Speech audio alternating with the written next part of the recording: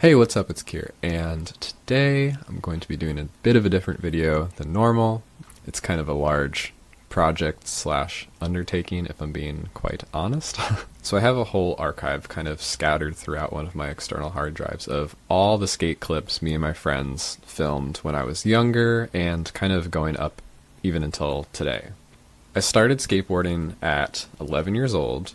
I think that's 2004 or 5. I had a skateboard before then, but I rode around on it and never really took it seriously. But 11 was, I went to the skate park for the first time and was like, oh, I get it. I get sort of what's happening here. Also, I was like hella intimidated, but got over that. I mean, I'm 26 now, and for over half my life I've been skateboarding. I'm a skateboard nerd. I'm really into fingerboarding. Anything skateboard shaped, I gravitate towards it, and it's really fun for me. And usually I can I think I like mastering things in physical space. I think that's fun for my brain to do. And the reason why I'm doing what I'm doing, which is taking all the clips of me doing tricks and putting them all into one video, super condensed, kind of fast, and I'm going to attempt to talk about it. The reason why I'm doing that is to show what 15 years of doing the same thing and playing with the same toy, because skateboards are a toy, what that will look like if you do that for a while. And I don't think I can say that about anything else in my life besides skateboards. I'm going to attempt that. It's going to be really long. I don't know who would want to watch this. Obviously, I have a lot of memories and things to say about these clips, and I threw some pictures in as well that I've saved. Those are my experiences, and I kind of want to record them just for my own sake, so I don't forget them, because forgetfulness kind of runs in my family. So it'd be nice to have kind of a record while I still have it all in my brain. And that'd be weird if it came off oh, I got so good at this time period, whatever. I'm not very good still at skateboarding in terms of I can't get sponsored. I can't that type of thing probably will never happen for me. On pure skateboarding skill alone, I never got very good. And there are just certain things that I never learned, which is very apparent, and we'll talk about later. But for most of this time, maybe there was a period when I was kind of coming into late teenhood where I was maybe I could get sponsored or something like that, because everyone was thinking that at that time. But aside from that little blip of maybe this could work out for me in terms of having a skateboard career, I never thought about it that way. I just liked skateboarding, and I just love to skateboard, and it's a fun thing, and I love to learn new tricks. I love that I could go to the skate park right now and do a trick that I've never ever done before, and I could probably do that for as long as my legs can take it, as long as my knees can take it, whatever. You could spend years and years making up new things, and I love that about skateboarding. It never gets old. So here's 15 years of it not getting old. And the first clip has a title card that says Armor Skateboards presents Armageddon. And I guess Armor Skateboards was a crew of me and my friends, definitely my cousin AJ, who I grew up skateboarding with. I guess I was going big right out the gate with a name like Armageddon. This is going to start going really fast because I cut it really fast, so buckle up. Yeah, so I was making obstacles, and that's a Pop War Slick Drops deck. I think that was the model, with hand-painted grip tape, Rodney Mullen Etnies shoes, I believe, when that was a thing. And that's my parents' basement. The other clips are my parents' driveway. Those are Spitfire wheels. I believe there are Shorty's rims on the axles, which is kind of a rarity, and Tensor trucks for sure, because I was into Rodney Mullen at this time. I don't know. It's not really apparent though, besides a few freestyle clips. But I was learning just basics, fakie ollie, shove. I had already had a few real skateboards at this point under my belt. I'd already been skating for a while and had busted through a few boards, not literally, but just had worn through the tail.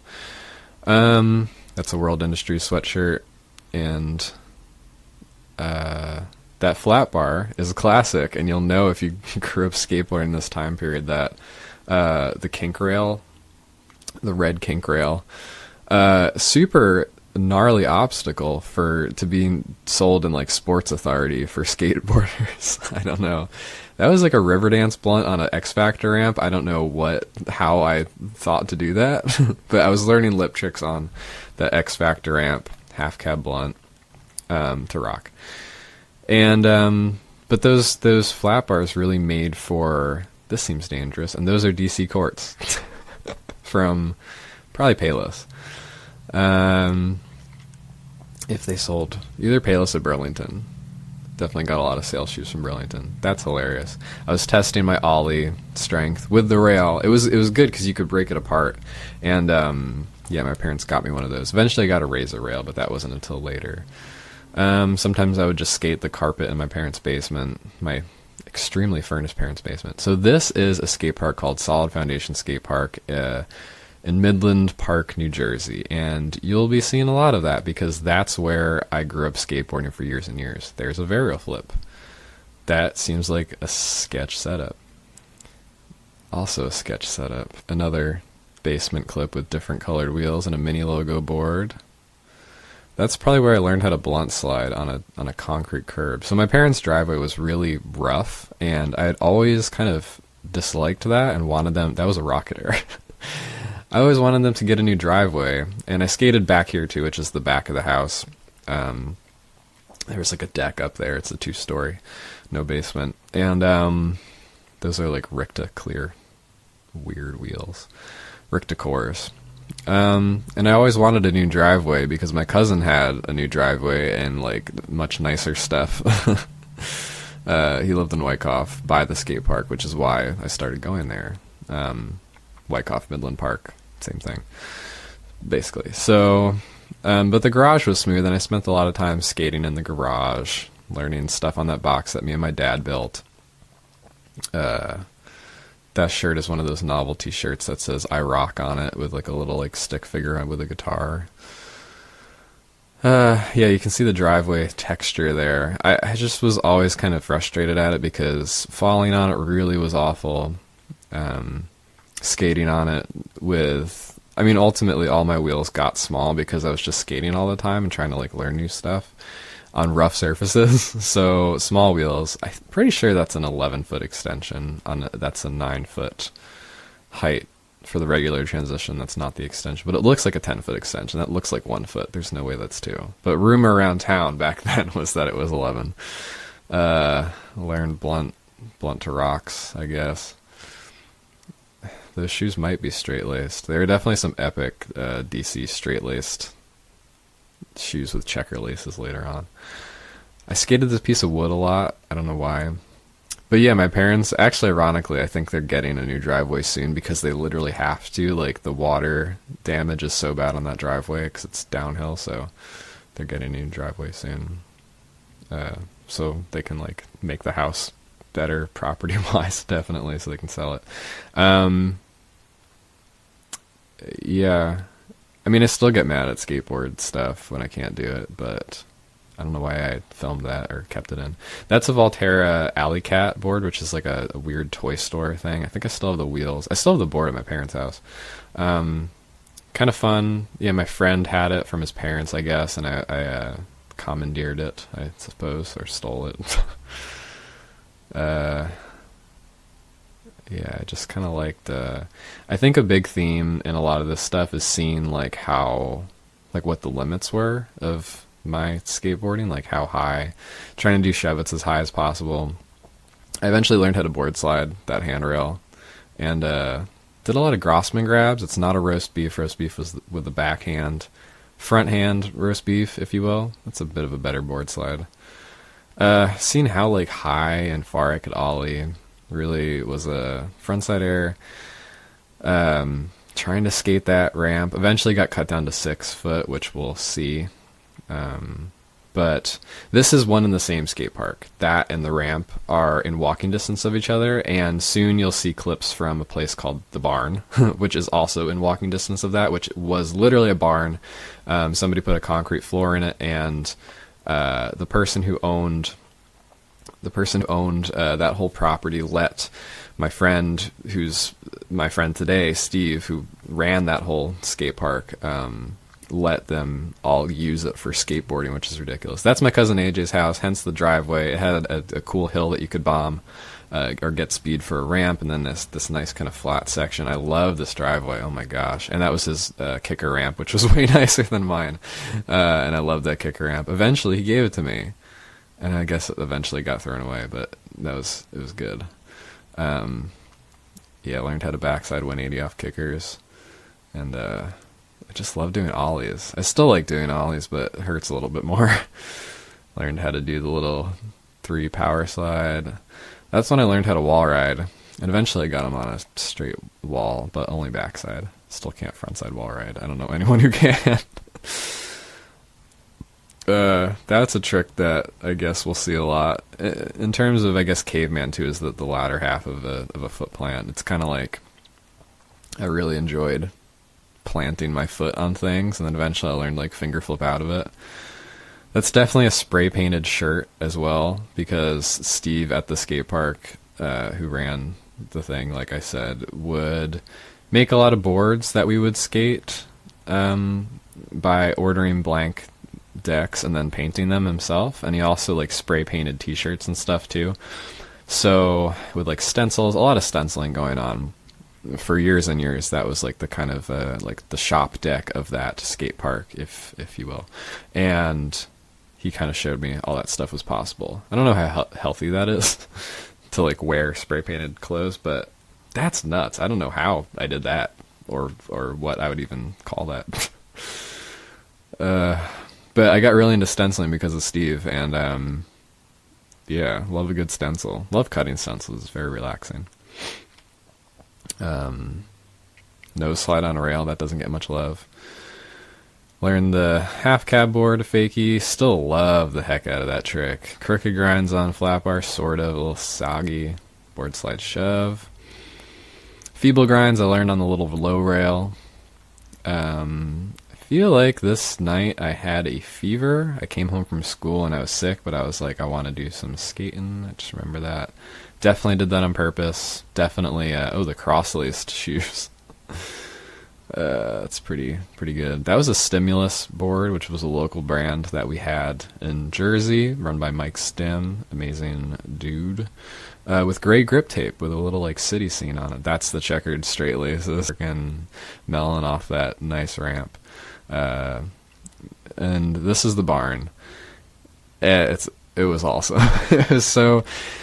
Honestly, looking back on everything, I'm like, none of that stuff really should have existed. None of it should have worked. I don't know how Steve pulled it off, but I'm so glad he did, because I know a ton of local kids, and my life was made so much more exciting because we had cool stuff to skate.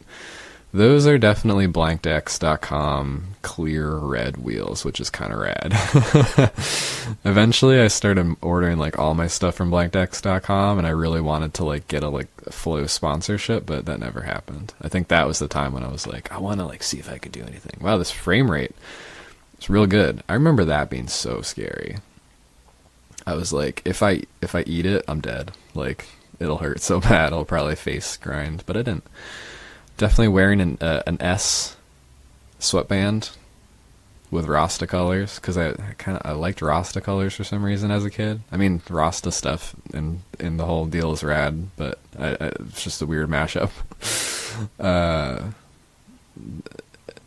Gray grip, so nuts. I'd like gray grip again. That's at Eastern Christian High School. God, sorry about that frame rate. This is a good heel flip, though. A little rocketed, but that's where the Jonas Brothers went to school. Fun fact. Kickflip board slide. Probably the only time I've ever done that. Ollie North Manny. That's a current fave. Manny shove. 180 Manny. That switch Manny. That's a fun one now as well.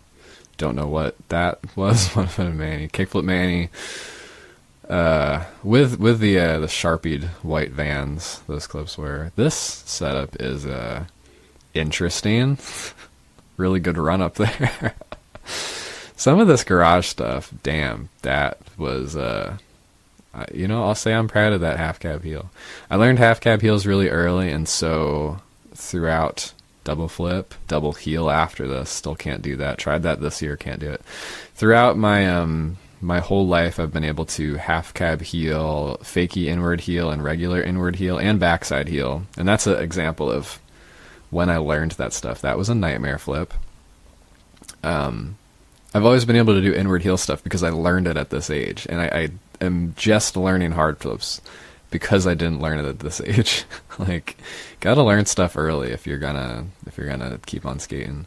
That's another fave right now. Fakie switch 5-0, backside 5-0, back crook eventually would become a fave grind trick. Back nose grind, blunt 180, pretty wild.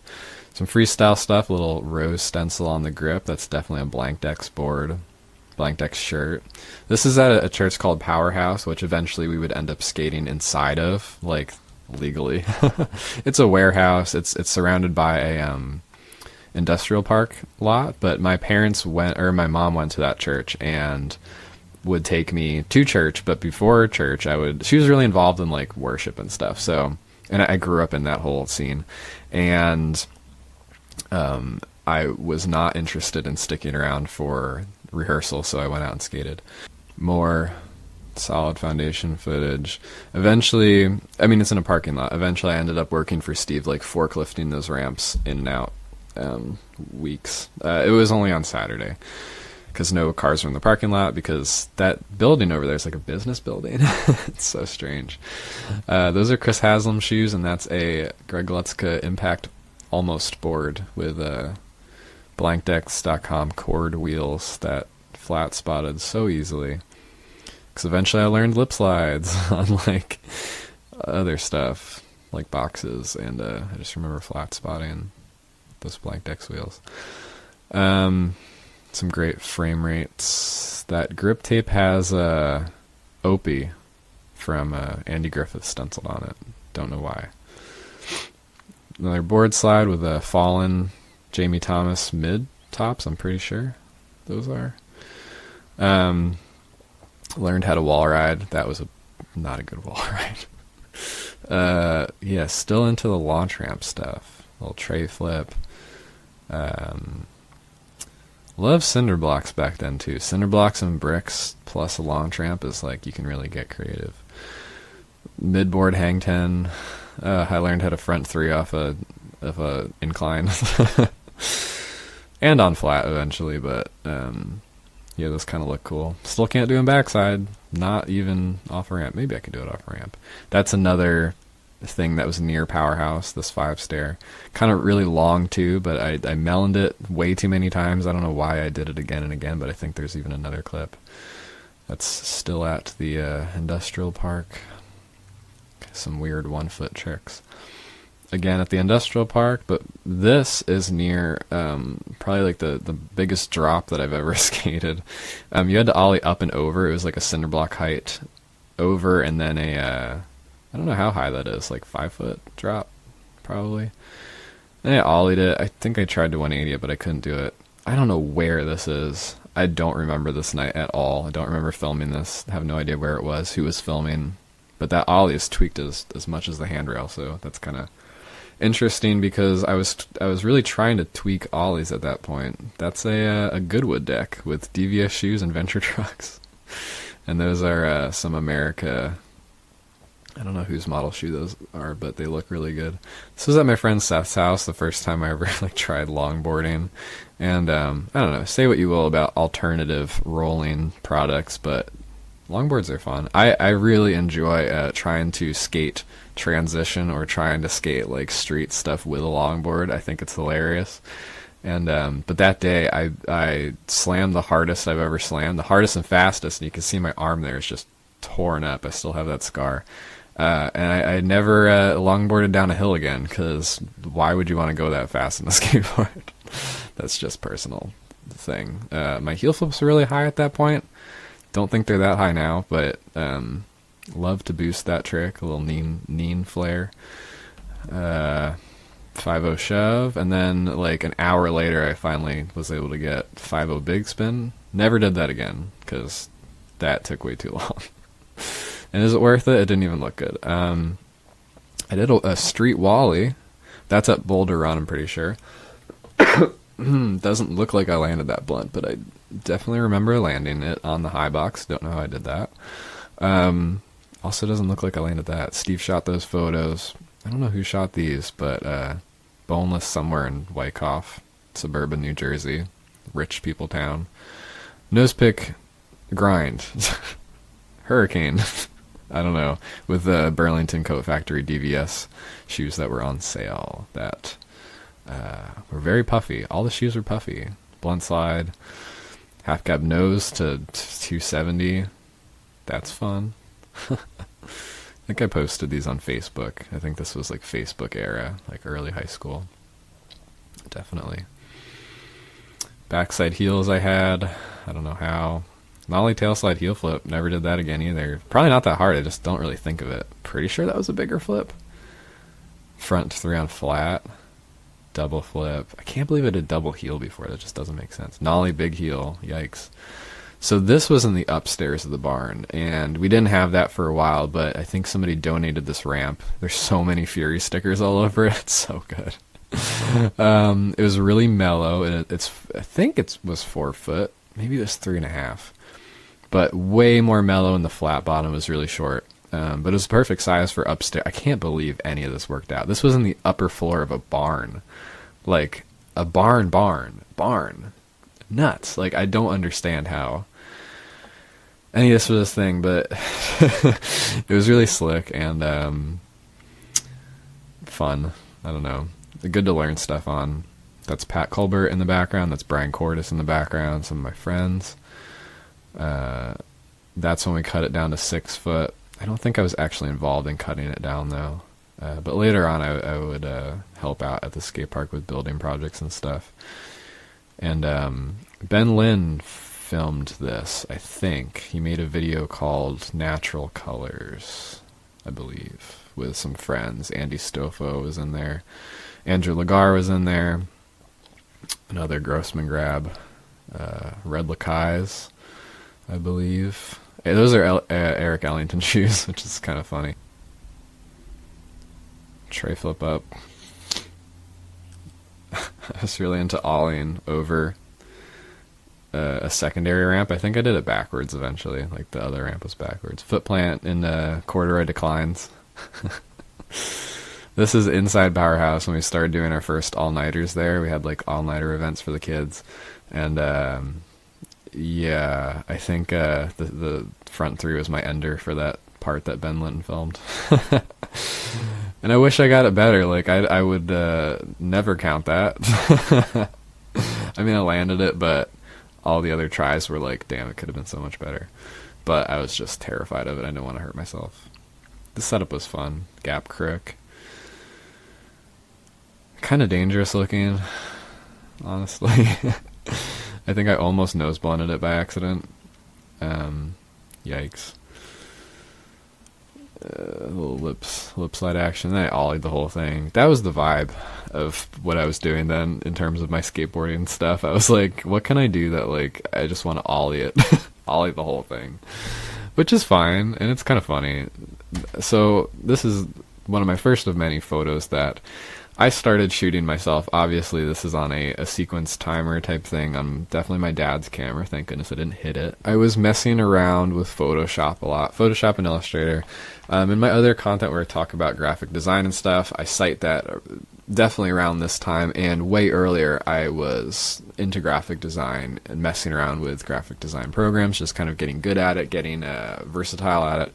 I guess this is an example. It's definitely very cringe, but those are 100% Faded Glory slip-ons, and those are Dark Star wheels that I got in the mail. I traded something for them on a forum called Skateboard City that I was a part of. That's an example of the stencil board that Steve was making, or all the boards. There were so many that he did.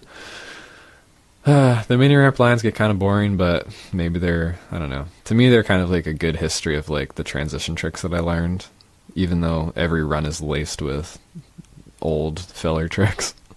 Love this wall ride so much. Those are definitely Nike basketball shoes I got on sale with a crew belt that I got from a CCS catalog. I think I asked for Christmas for that. I'm like, Just get me a crew belt. Tail slide, shove, sort of. Ellington shoes, nose blunt. That's where I learned nose blunt. That's like my mom's exercise stepper, 80s product. Wall ride at the barn. Melon in a Woolrich coat that I still have and wear. Pretty solid indie grab. Don't know why you'd indie down a stair set, but whatever. This was an interesting setup. I got this parking block online. It's like butterbench material, like recycled plastic, and yeah, that was an interesting kickflip. It's pretty smooth. Bolted it to the top of my old box that had so many layers of paint on it, and getting creative, I guess. Kind of looks scary, honestly. Looks very slippery. Finger flip tail on that little razor rail. I was kind of getting into, like, I guess Richie Jackson stuff at this time, because Skateboard City, I don't know, you just see like clips and stuff, and personally I was interested in more like, quote, creative skaters. I don't know if that's apparent, but I just really enjoyed, that's kind of nuts, feeble stall on that. One-footed hippie jump. I mean, yeah, one-footed hippie jump. I was just into people, the speed is hilarious. Oh my gosh. I think after this I was like, I need to work on I need to push faster.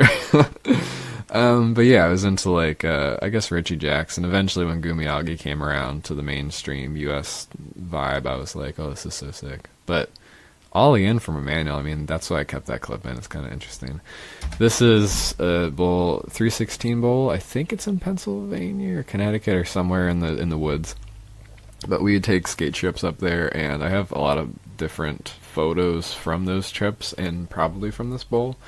And red Lakais, no helmet, frontside air. I think we're supposed to be wearing helmets, but I don't know. I was never that good at bowl skating, probably because I didn't grow up near any bowls, concrete or otherwise. And yeah, a lot of my bowl clips I just look lost, and it's whatever. It is what it is. I tried.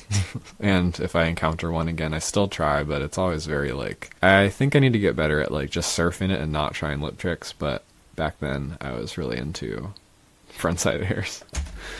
Never really got good at backside airs though, unfortunately, which I kind of wish I did. Lane to tail, blunt backside ollie out somehow with the apple sticker lip slide, skinny jeans.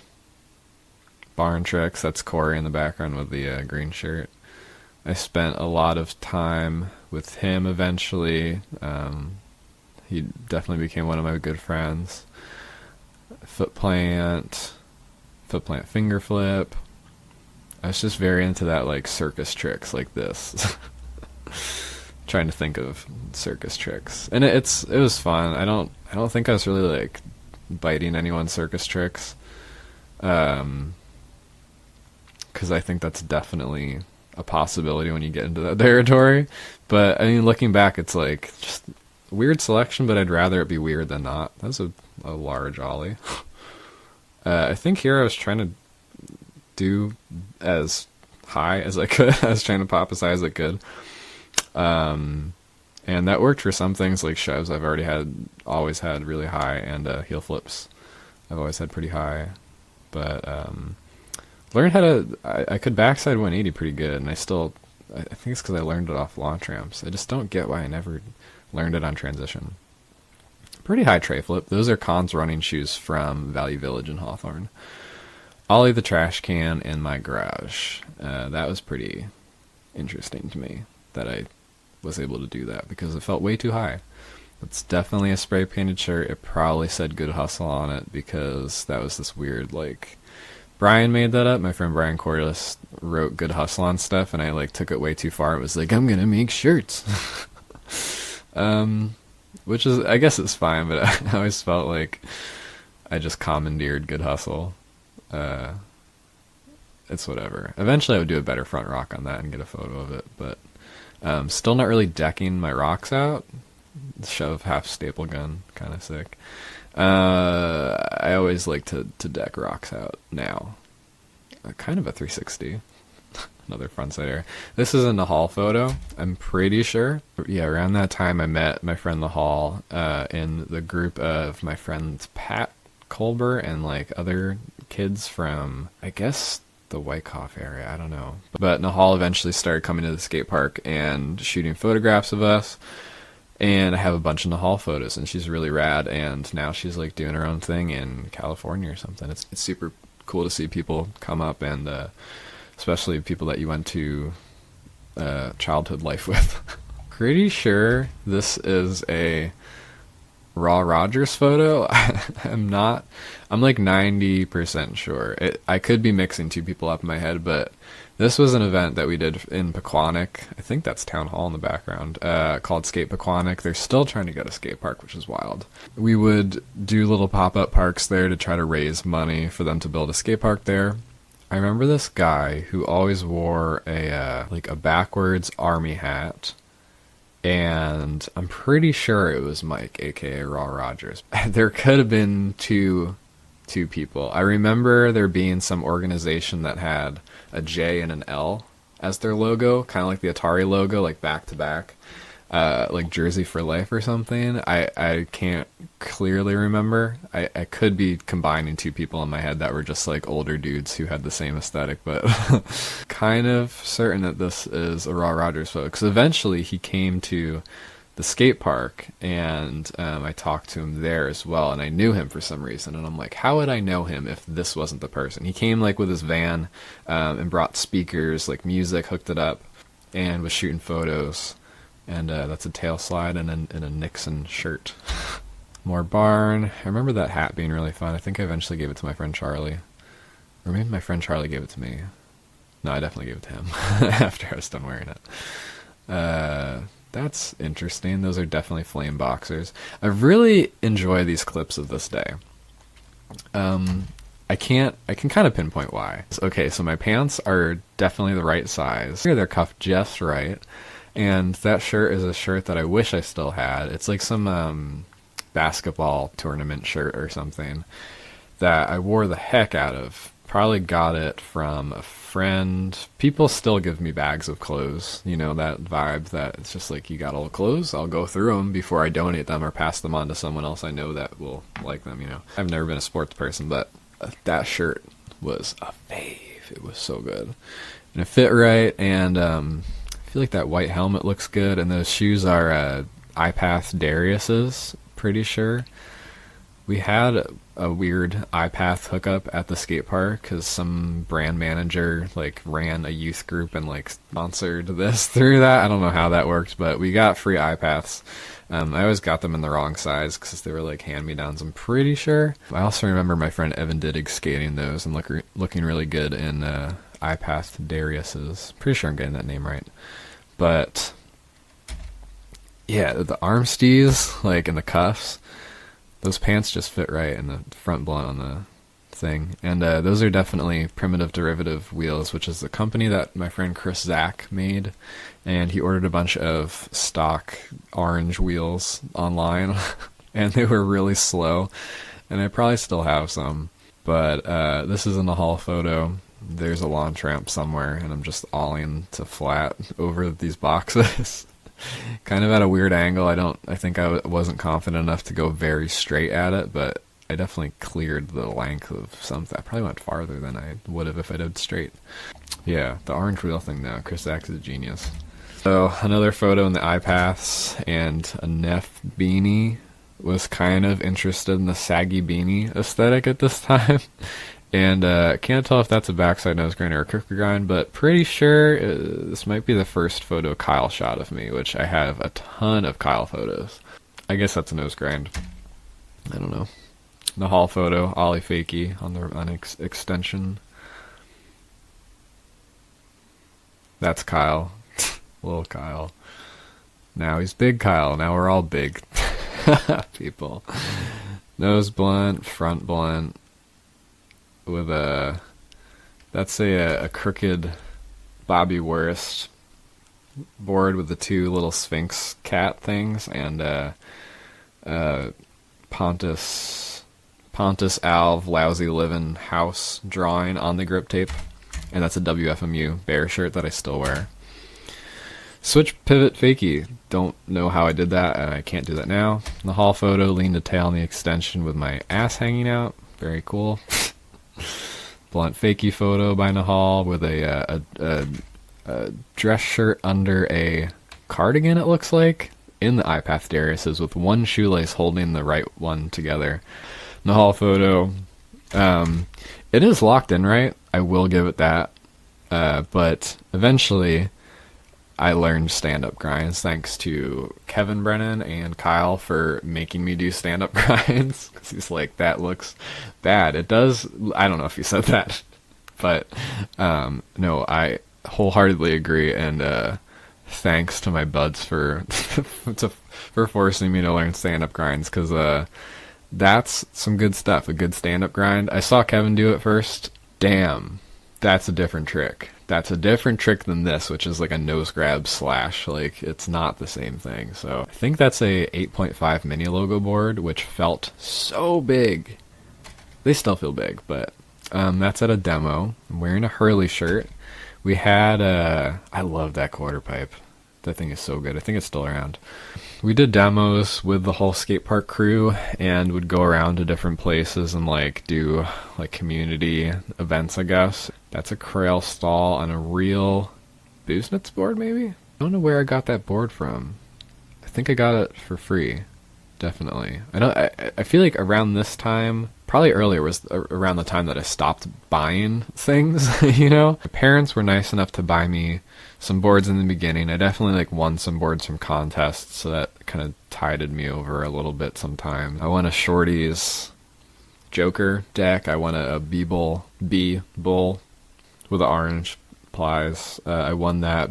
We had raffles at that skate park as part of like a fun thing for the kids. So I had boards that I won. I usually had like hand-me-down boards, maybe in the blank deck stuff. So didn't really buy a lot of stuff. Definitely asked for like new set of trucks for Christmas. Probably like skated a set of trucks every year or something.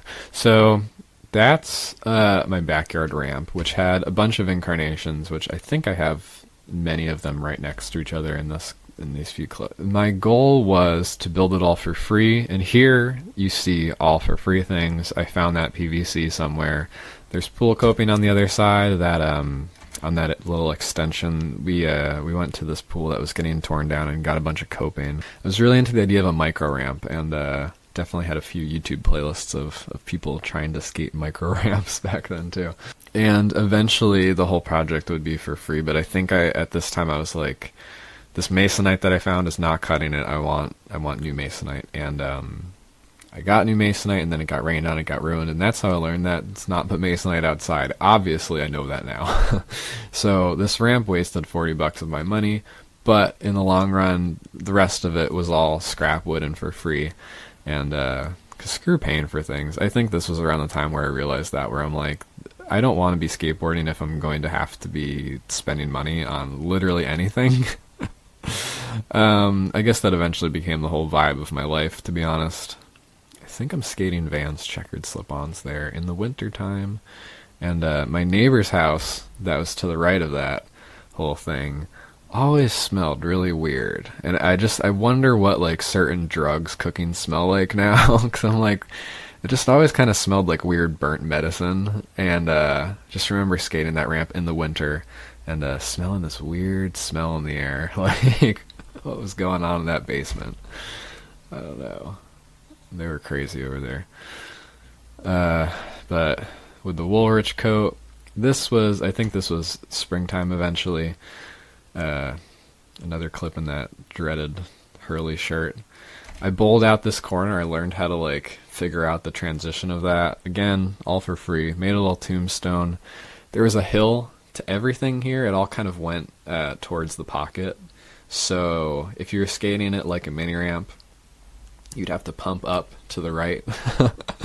And then if you were skating this other weird ramp flat extension towards me, you'd be pumping uphill. So it was interesting to skate, but it was really fun. I eventually learned how to, you get used to anything. And I was really into the idea of like adapting and getting good at weird stuff. Probably more subconsciously than purposefully, but I'm glad that I was so into that, because now I feel like I can kind of skate whatever I want and it's not a big deal. I painted it, did a little art on it, little fishies, cross on the tombstone.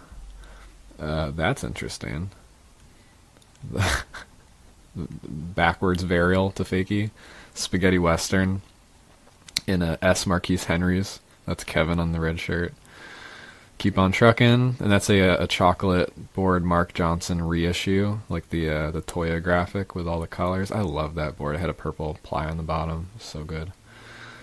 No helmet. We were supposed to wear helmets here. That's why every clip has helmets in it. That's probably around the time I learned good lip slides, though. I don't know who shot this photo. Probably Pat. But that's Nahal and classic Snapple jug. Nahal at Boulder Run. Fun times with friends.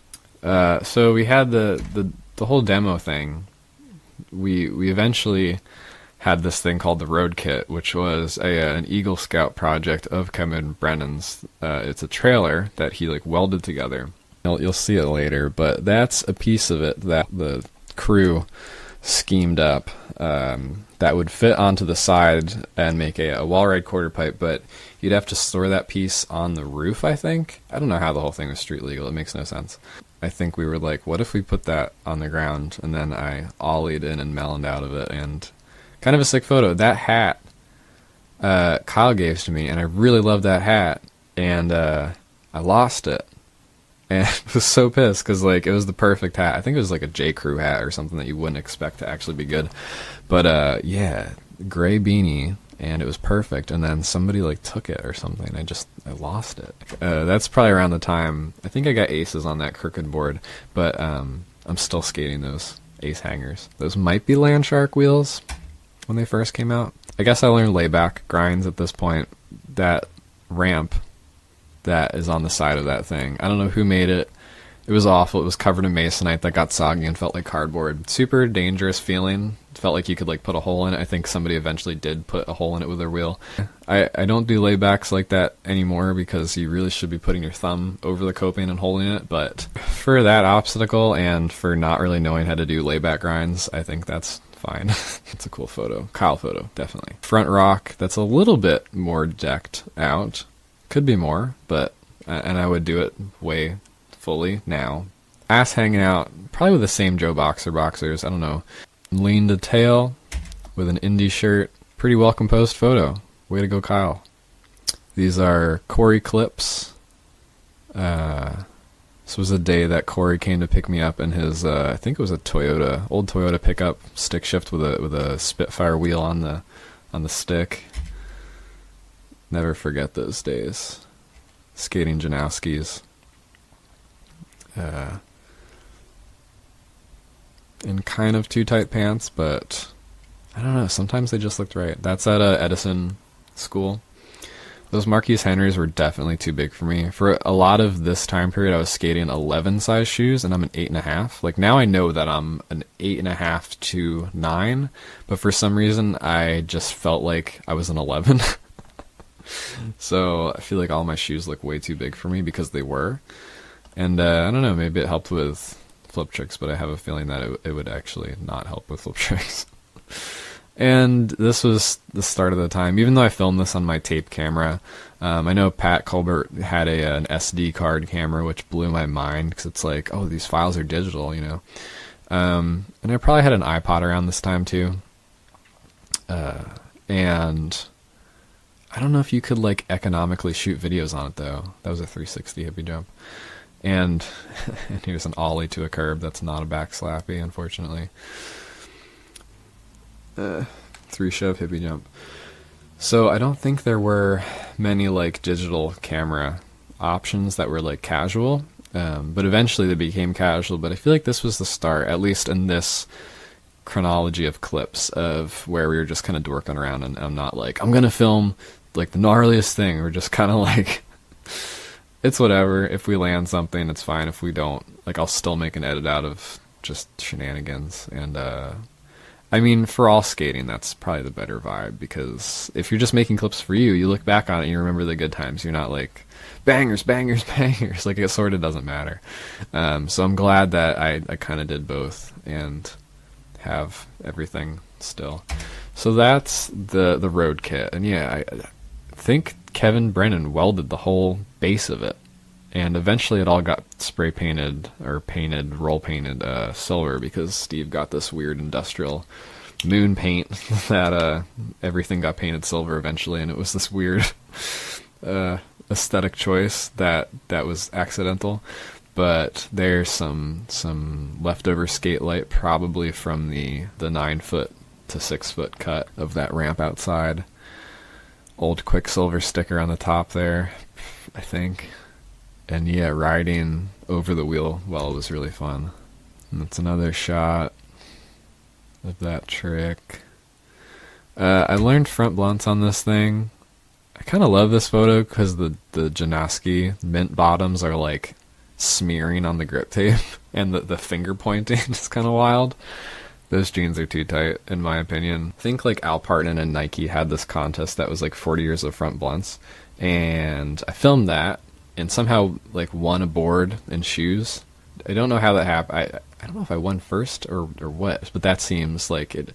At the time, it seemed surprising too, because there were so many gnarlier front blunts. But, and I think like Al actually had a part in choosing what the winner was. I would assume so. And that's a zipper pocket on my pants. Maybe those were like crew pants or something. Anyway, I won stuff for that trick, which is weird. And you know, just goes to show if you enter things, you might win, regardless of how weird of a skater you are. So that's a switch blunt fakie, long exposure, the Market Basket parking lot in Midland Park, I'm pretty sure, or maybe it's like Walgreens or something. I think this was filmed on Kyle's flip cam. That was kind of when we were getting more into like, we called them digis, just like messing around clips. Definitely behind the Walgreens. I feel like we would, I was hanging out with Kyle a lot then, and we'd just kind of go on little filming missions. And that's super fun. That's super fun when you're a kid, and this is such a bad slam. I usually don't fall like that, but try to grind a sewer grate without trying it first, without wax or anything. Not sure about this. Definitely was into long manuals at that time. I don't know if I ever said this. When I was a kid, I would go to drop-in skate camp a lot, or my parents sent me there for at least 2 seasons. I don't know how they had the money for that, but they did. And we'd have like these contests at the end of the camp. I remember Jersey Dave trying to teach me hard flips. I guess it didn't work. June was rad. I remember being in a contest with Josh Wilson, and we couldn't ollie higher than 4 stacked boards. Like, we were both stuck. It's funny memories. I learned front blunts. That's that crooked board again. I feel like some of this is out of order, but it's roughly in order. That was weird. Switch 5-0. Smith 180, I still love that trick. Switch crook, wish I could do that now. That's kind of nuts. 5-0 kickflip, never did that again. Nose grind lip to pop up.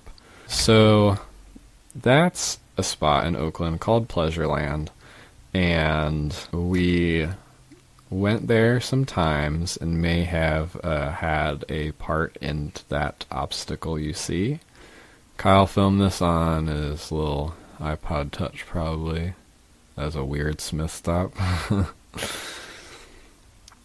Fakey Smith. Lip slide. I was kind of gangly on the mini ramp at that time.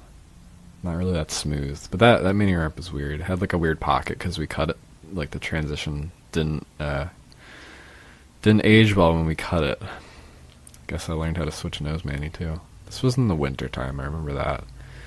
Front 5-0 fakie is something I don't ever do. Don't know how I did it there. Probably because the ramp was so slick. But still can't get over how there was a mini ramp in the upstairs of a legitimate barn from who knows when, but it used to be a barn. And it was like by the stream, and you'd have to cross the stream, and then you'd get to the main ramp, and then you'd cross another stream, and you'd get to the skate park. Like, and so we had skate parks on Saturdays, and then we would meet up here on Tuesdays usually, and it was a thing called Skate Club, and super fun. And eventually, like, me and my friends got more involved as we got older, because it's like, you know, it's good to be involved. That's probably the only frontside flip you'll see in this whole thing. And technically not a frontside flip. I'm just starting to get hard flips now. Backside bean plant, not quite a boneless. Not grabbing in the right place. This was the Al Partnin footage. My boxers were definitely covered in flames. Some girl with a Monster shirt in the background, that's so sick. That's at Sayreville. Definitely could not frontside grind that, the deep end. Indie slash, I guess. That's at Fairfield Skate Park. And yeah, I look really awkward in that bowl, skating at like a mini ramp. Looks like I'm going too slow. Bean plant on the love seat. Heel flip with that Al Partnin board that I won. That park kind of sucks with the helmet thing. They have to enforce helmets, and I mean, everything is kind of gnarly there, so it is appropriate. Back heel at Ridge with a shirt that says Jamaica on it. The only reason I put this photo in here, that's at Kyle's old house, and a little Wally thing that he built. The only reason I put it in is because I'm wearing slippers. My dad's old slippers. I think I like went out of the house in slippers. Doesn't make sense. More with the checkered Vans and saggy beanie. Yeah, I was into, I don't know if I finished my thought before on that. I was into like saggy beanies and that whole vibe. And they'd always fall off my head. Because, obviously. I don't mind that look though. That's in Mawa. I don't know if it's still around, but it's a weird stone fountain thing. I think we got stopped by a cop that day, and pretty sure he was like, took down our names and where we're from, and when my town came up, he was like, "What? Y'all got phones up there?" I'm pretty sure that was this day. I don't know. We thought that was funny. Y'all got phones up there? More barn. Love this trick. I don't know if I've done it since. It's not that hard. It's just something you wouldn't really think of. And that's kind of a brain twister. Actual proper beam plant. Weird like pinwheel thing. Russian boneless. Around this time, why there's drawings all over the wall is because we knew that we were going to lose the barn. And I feel like there was two incarnations to the wall face. Like, everything was painted green at one time. Then my friend Brian had like a wedding out back of this place, and everything was painted cream colored, which was maybe in past clips, or maybe I have things out of order, I don't know. But then there's this stage where Steve was just like, draw all over the wall, and so everyone did. Nose blunt. Love the ollie barriers. It's just good fun, honestly. That's just a drop-in, but it looks like a backtail or something. But it's not. You can kind of see more clearly the graffiti there. Wearing a Dinosaur Jr. shirt that I wish I still had. I gave it away to my friend. Yeah, it's a Farm album cover shirt. That was near Kyle's old house, and just super fun surf spot. But I think I got a tail drop photo that doesn't look like anything. Yeah, it looks like the right hand one, my tongue is sticking out, but it looks like I'm ollieing it, which I don't think I would do. I'm also dropping into kind of like not that high. I mean, it's like midpoint, but I feel like it could have been gnarlier, maybe. Maybe not, I can't tell. Weird photo, but the reason why I include it is because that board is one of my favorite boards that I've ever skated. It was a traffic board. I don't know what graphic it was. You see like the little number at the top there. It's probably like a subway scan map thing, but It had a red bottom ply that the graphic wore away to, and I skated the heck out of that board for like multiple years. I would set it up again. The tail was shot. Maybe I eventually ended up skating it backwards, because that's what I do to boards that if I really like the whole like wood grain or whatever, I'll when the tail's shot, I flip it around and reshape the nose into another tail and then skate it that way. Those might be the Pal Peralta Mike McGill wheels that I'm still skating now, that are the best, because they're basically SPF formula bones, and bones wheels stay good forever and never flat spot. I love it. That's definitely a Vans flannel as well. I can't remember if I landed this. I don't think I did, but that'd be really shitty if I didn't land it. I remember getting really frustrated at this trick, and usually I don't like freak out when I skate, especially if people are around, but I remember making noise that day and being like, I hope people don't think I'm weird. So I was trying to kind of like come at it straight and then 50-50 a little bit and then pop into the bank, and was having a really hard time trying to do it. And but Kyle got a photo of me trying it, or looking like I did it. But that's in Hawthorne. I think I got a no comply tail photo on it. It's okay. I feel like the shadow is actually interesting. Way to go, Kyle. It feels weird at first because you're like, why is it so jammed in the corner? But yeah, I mean, Kyle was learning how to shoot photos then, and I was like the test subject, and I'm thankful for that, because nobody would have shot photos of me regardless. This is at some middle school in the area. If you know this area, you know where this is because of that spot, the butter bench material deck. Power slide, the whole thing. That's at Battery Park with those ugly colored Al Partning colorway Nike Blazers. That was Steve that I skated past. 50-50 front shove, that's kind of good, I guess. Bubble Banks clips. Not really doing anything that innovative. That's Diego with a Rolling Stone shirt in the back. Foot plant, the skinny tree. I missed it one of the tries and fell. Really, just completely missed the tree. That's Corey. That's Cosmo in the back, I'm pretty sure, filming. Cosmo's sick. He does tattoos now. Lip slide the thing. More nose blunts. I never learned it backside. These are like my only drop-in clips. I wish I had more. I didn't really film that much of drop-in. That's what the ramp that I freshly painted came to be. Kind of a little weathered, but still fun. Skated it a good amount, and really wore it in. That's a metal slide. This, what the camera's on. I trash picked the metal slide and took it to my parents' house, and I don't know how they weren't upset about that, because what was I never even like skated on it, never even used it for a clip or anything. I don't know. It was too loud, and it was a metal slide that was in somebody else's trash. That thing was pretty cool. Got a photo over it with that traffic board, that beautiful red ply. Those are Domestics pants that Kyle gave me. That Champions sport shirt that I wish I still had. It was like heather gray. It had like a wolf on it, I think. It was some basketball thing. Like, not... Did they call it Major League Basketball? What's like a NBA? I don't know. Lip slide on the weird... Those quarter pipes were so weird. I don't know where they came from or who made them. I'm assuming Steve did, but got a little Eastern Board and Skate sticker hit there. I'm pretty sure the top ply of that stuff, it was just super slick. It reminded me of like fiberglass material. That's in Hawthorne. Street Gap. That was probably my first front crook. Maybe I had done a few before that. I remember doing front crooks later and actually landing them at the skate park, but pretty sure these were my first front crooks, because I was like, I don't know if I could do this trick, but... Or maybe I had like learned it. I don't know.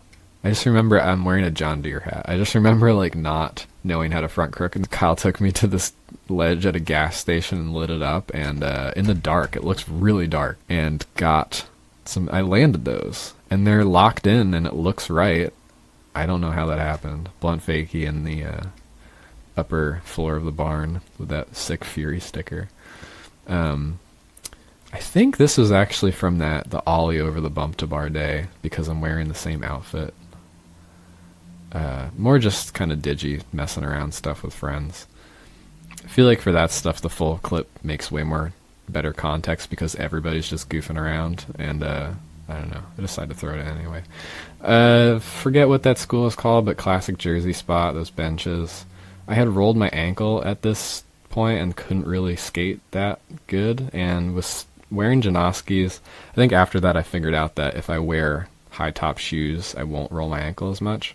Especially not Janoskis. They're like super thin ankle wise. But that was at Kyle's house, and that board, I was probably one of the first ones that I was ever really proud of the shape. I've been reshaping popsicle boards forever and experimenting with the science of shapes and having a really fun time with it still. Like, I love doing that stuff. And that was one of them that I reshaped and then painted. Never seen anybody do this, but I used the bottom half of a pool cue and cut it down, sliced it down the middle, and used it for rails. And I always thought that was kind of interesting. You can see those rails there. So that's Kevin's ramp.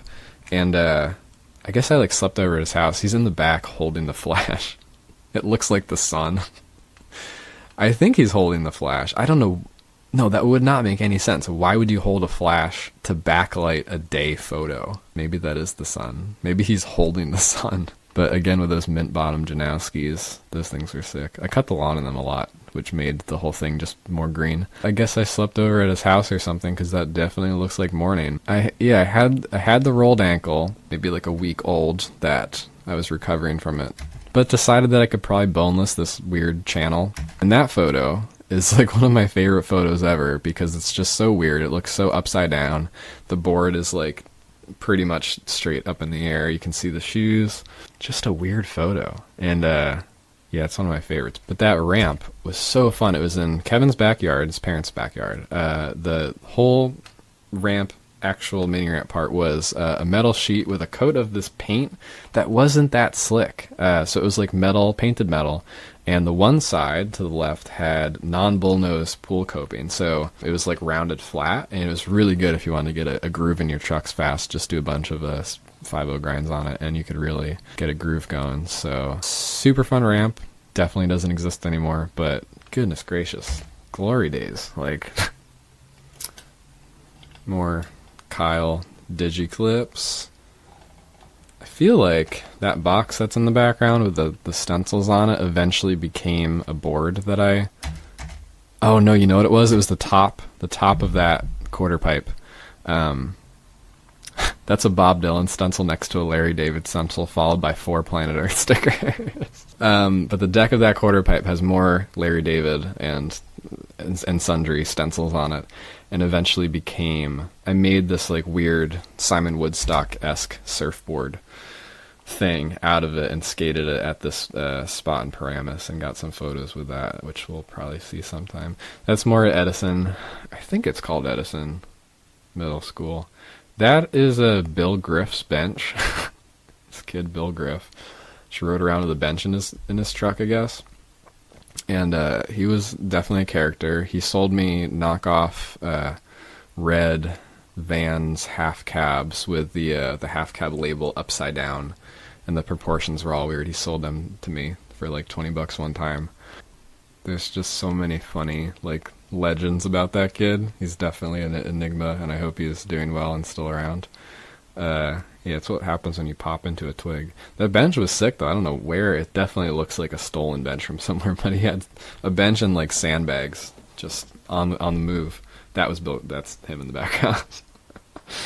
That spot was so fun though. I guess we'd go there on the weekends. Nollie heel, just dorking around. I don't know. I mean, those clips are sick too. It's all fun. Hippie jump, indie shirt. The ramp selection there. Yeah, this seems like it was earlier than those other clips because it has the AB on the wall. That's a Kyle photo. That little Wally, transportable Wally thing Steve made and was super fun. And I guess there's just a picture frame lying around. Fun idea for a photo. That's at Black Hubba. This is probably the first time that Mick ever filmed me.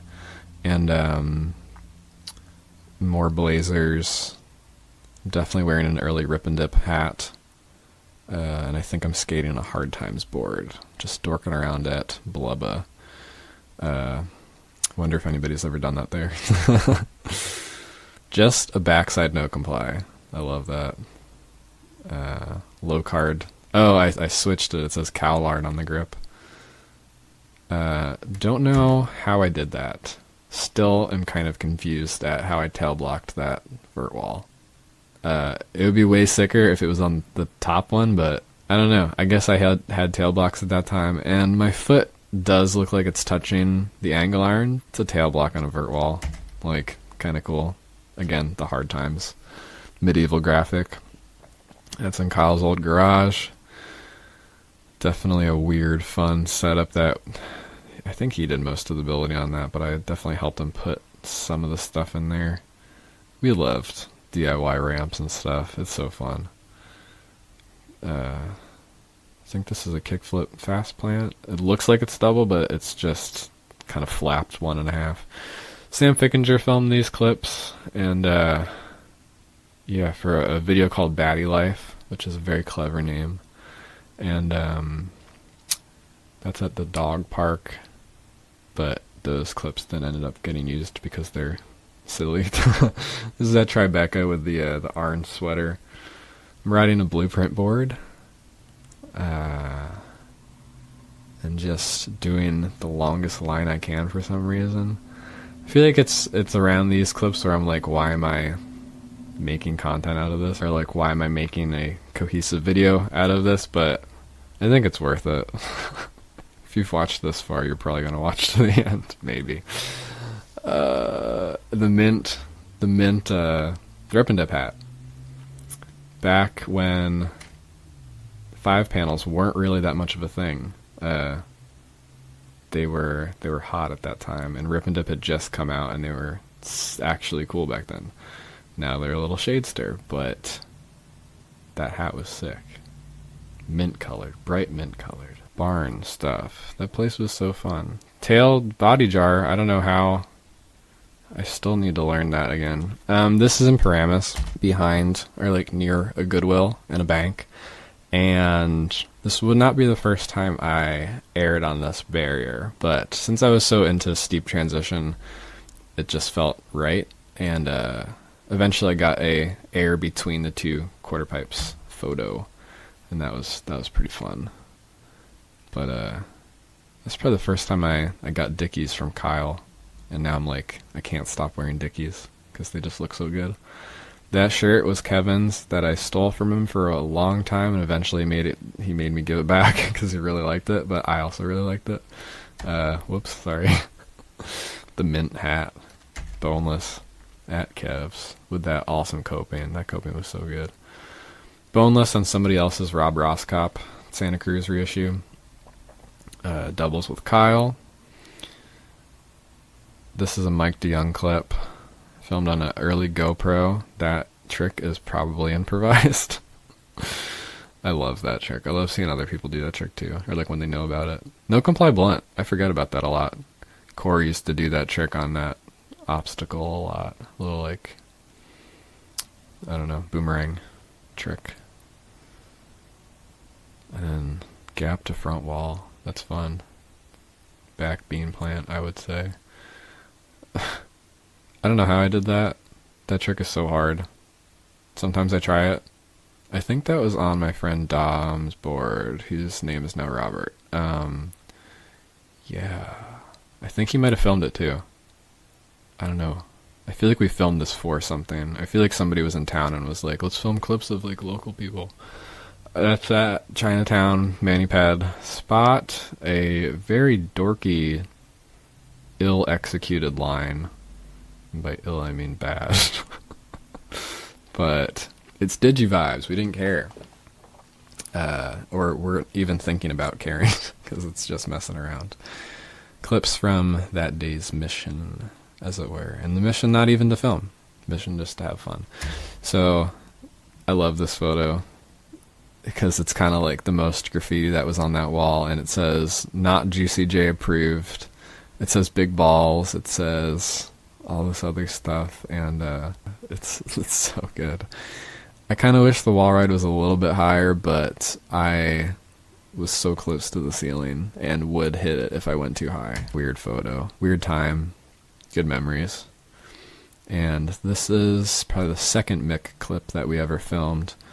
And I I think we had these wood sliders that we would put under the ramps. I remember we also had plastic sliders that I would use for like rails, or trying to make rails early on in my rail shaping profession, because I eventually made rails from old Herb's plastic that he used for World Industries back in the day. But I shaped rails for this company I did with Nick Farrow called Look, and but the first rails that I made were out of plastic that went under the ramps here, so that you could like slide them around when they were stored in the corner of this parking lot, which makes no sense. There's like United Moving Trucks there. There's like skateboard ramps. I don't know how the owner...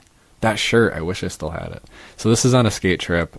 Speaking of Herb, that board is I wonder if there's any clips where it actually gets in the frame.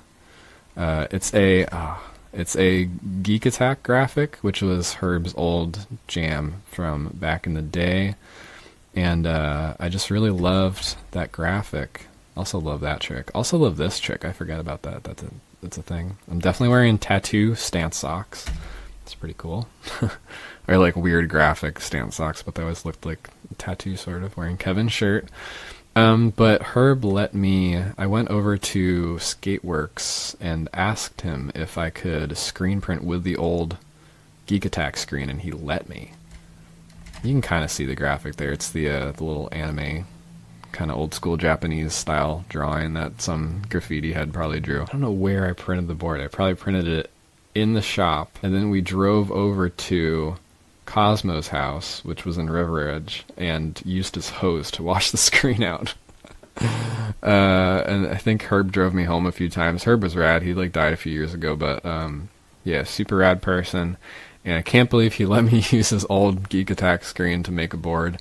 Somewhere I have the wood cut out of that board, because the board's shot and I reshaped it a bunch of times and ruined it, but somewhere I have that cut out with a shoelace on the back that I should hang up in memory of Herb. And again, looking kind of awkward in that bowl. I'm riding Switch, so makes sense, but still, even when I'm riding regular, I'm like, I just look a little bit slow and lost. Slow in the sense of speed. But that's a pretty good boldness.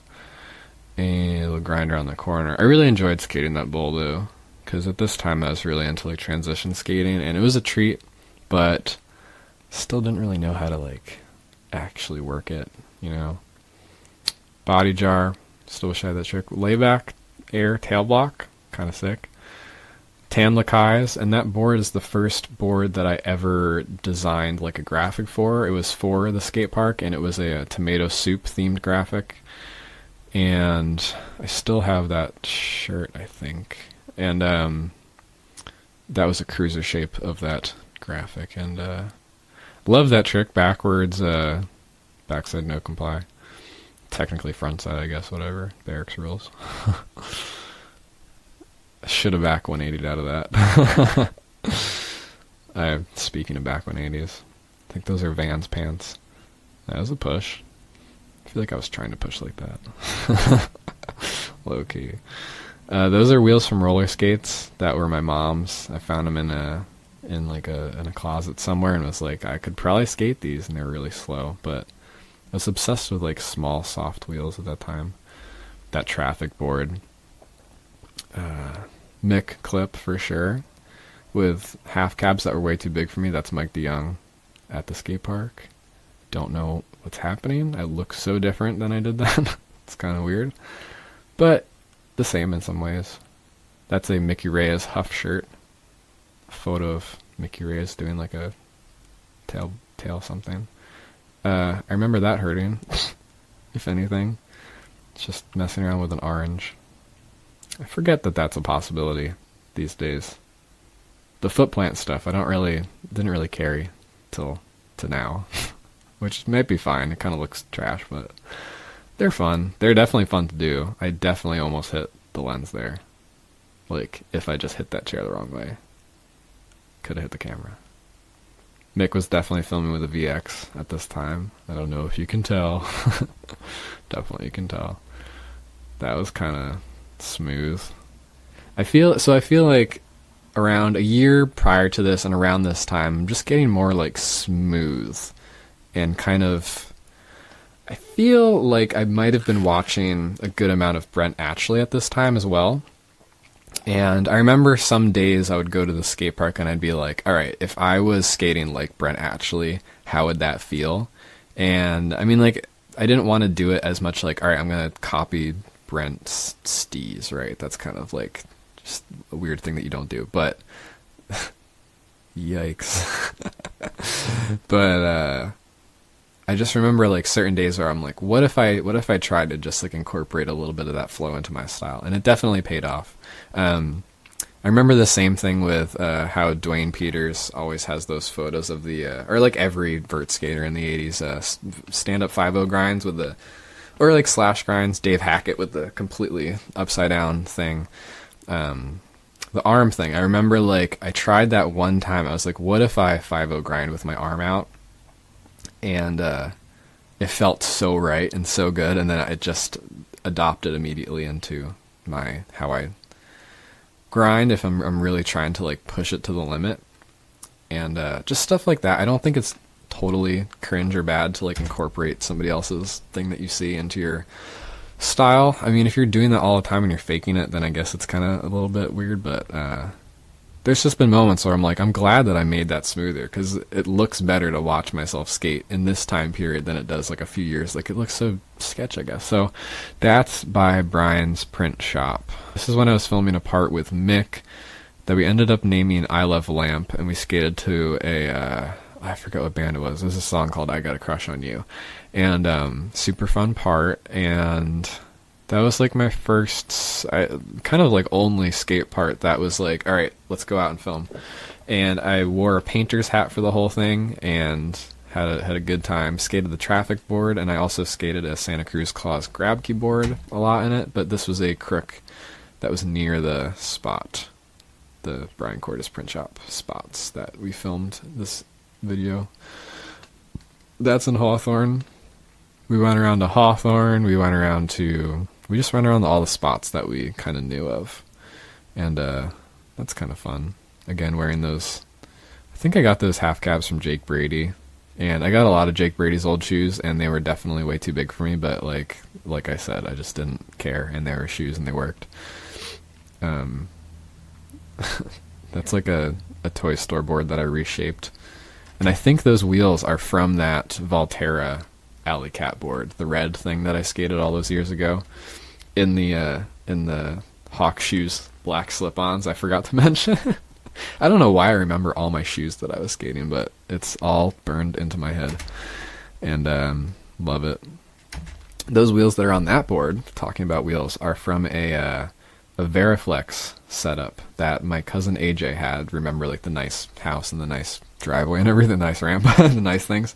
He had an old, like a toy store board that was, I don't know how many people know of this, but Veriflex started out in the 80s making old school boards. They kind of always had that toy store board tinge to them. I feel like the most credibility they ever got was when Lance Mountain rode for them, but beyond that, they always had a price point vibe. And through the 90s, they started making even more price pointy boards. I think they went away for a little bit, but when I started skating, they had boards that were for sale at Sports Authority or maybe Walmart. I don't think so, but sporting goods stores. And that was my first board. My first board was a Veriflex space something or other. The graphic was a spaceship. I forget the actual. They always have like a name of like Cool Grinder or whatever on the front of it. But that was my first board, and my cousin also had a Veriflex and then moved on to a World Industries board. But I remember that Veriflex board, it had these super soft wheels that were like normal sized, and then it also had Veriflex Clouds trademark bushings. And I guess I got some parts from that old setup that were the wheels and the bushings and eventually used them and then kept the wheels. And when I first started skating, I'm like, I need hard wheels. Like, I need to learn how to power slide. I need to learn how to like actually do slides on things. So I kind of put those wheels that are there away for a little bit, and then when I'm looking for soft wheels, I got soft wheels that are normal size and not longboard wheels, but those are so good for all-terrain stuff. And don't know where this was, but that's how my backyard ramp kind of came to be. I think Kyle's there too, but that's the incarnation of it. Or maybe that's Travis, I don't know. There's like another ramp and another bold corner Or just one bolt corner, yeah. And I think one of those, the frame for one of those quarter pipes, I'm pretty sure is the same frame that was in Kyle's garage. I think he gave that whole thing to me. And I guess I disassembled it and then reassembled it or something. And then eventually made the deck into a board, apparently. Layback grind, I learned backside layback grind on the two. Probably the first time I really did that. Nose pick on a trash chair that I found from a neighbor, probably. More Brian Prince Studio vibes. A bit better of a No Comply 3. I always do this with a pivot. Boneless as physically high as I could. I guess Kyle got a photo of it. I feel like I could crop that a little bit better. Forget what that trick's called. That's fun. I always enjoyed a one-footed power slide. Never seen anybody do that, but on flat ground, 1 foot meaning the front foot comes off. Love that trick. Kickflip foot plant. So these are some clips with that Klaus grab keyboard. I loved that board. I skated it to death. I still have it and I still skate it. I reshaped the tail a little bit after a while to kind of make it a little bit more 90s style, like not into that fishtail shape, but that's at Ringwood Skate Park. That was kind of by my old house, my parents' house. And domestic sticker, that's sick. Green and black domestic sticker, damn. That's that's at Ringwood State Park. Classic Jersey spot, classic Fred Gall. I don't know, there's been so much stuff done there. It's so bad though, it goes right into the grass. Clips at what the heck is this trick that I do? I guess I can claim that as a trick that I've made up, maybe. I don't know, never seen anybody do it. That day my wheel was falling off all the time and I was putting crumpled pieces of chip bags and paper inside the axle and just had a really loose nut. This was a kick out trick, like they said leave and I said one more try and then I did it and wow, thank goodness. Those are Spitfire 8Ds, 80Ds, whatever they are. Green soft wheels. I think I might have actually bought those. Probably the last thing that I bought ever. That's an Edison. Looking cute, kind of, as much as possible for me. That's at Hoboken Park, and that ramp has been through a lot. Every time I seem to go there or see pictures of it, it has a different like hole or something on it. That little ramp is really fun though. Should have done the back boneless. I don't know why I didn't. Slob plant. Early grab air, what is it called? Layback air at the tail. Early grab air. So that beanie that I had on was like a staple, and this year was the first year of community college for me. Jeez, that was a proper 3. Yikes. Definitely wearing S. Bobby Worst pants that I still have, that Kyle gave me with they have checkered pockets on the inside. That hat was an old audio. It had a brim. You know, like the brim beanies. It was an old audio brim beanie, and I tried to, with a X-Acto knife, I tried to pick out I don't know why, audio is sick, and brim beanies are kind of sick, but I figured out that if I undo the whole brim, it was basically just a beanie that I could cuff, and I messed up the whole audio spot, so I had to roll it up over that cuff, but eventually, that's a different beanie, but that's a Tenafly.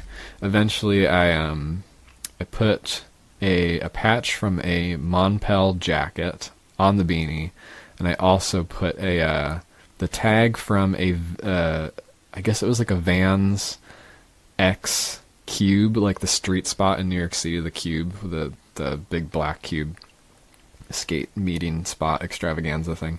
I guess they did a shoe where the tag of the shoe had the cube on it, and I took that off and put it on my hat, and then I eventually added more like pins and stuff to this beanie. So that beanie was a trip.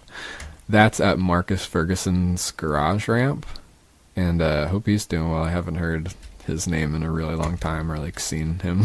Backside, frontside, boneless, whatever. Bonelessing, but the weird way. I don't know. Slashing the top, getting a taste, as it were. In Lakai's I got from Underground, probably for free for doing a graphic design job for them. More garage clips. Not many garage clips these days, you know. I still wear that shirt though. It's a Fibro Grateful Dead spoof shirt, and I guess that's kind of high.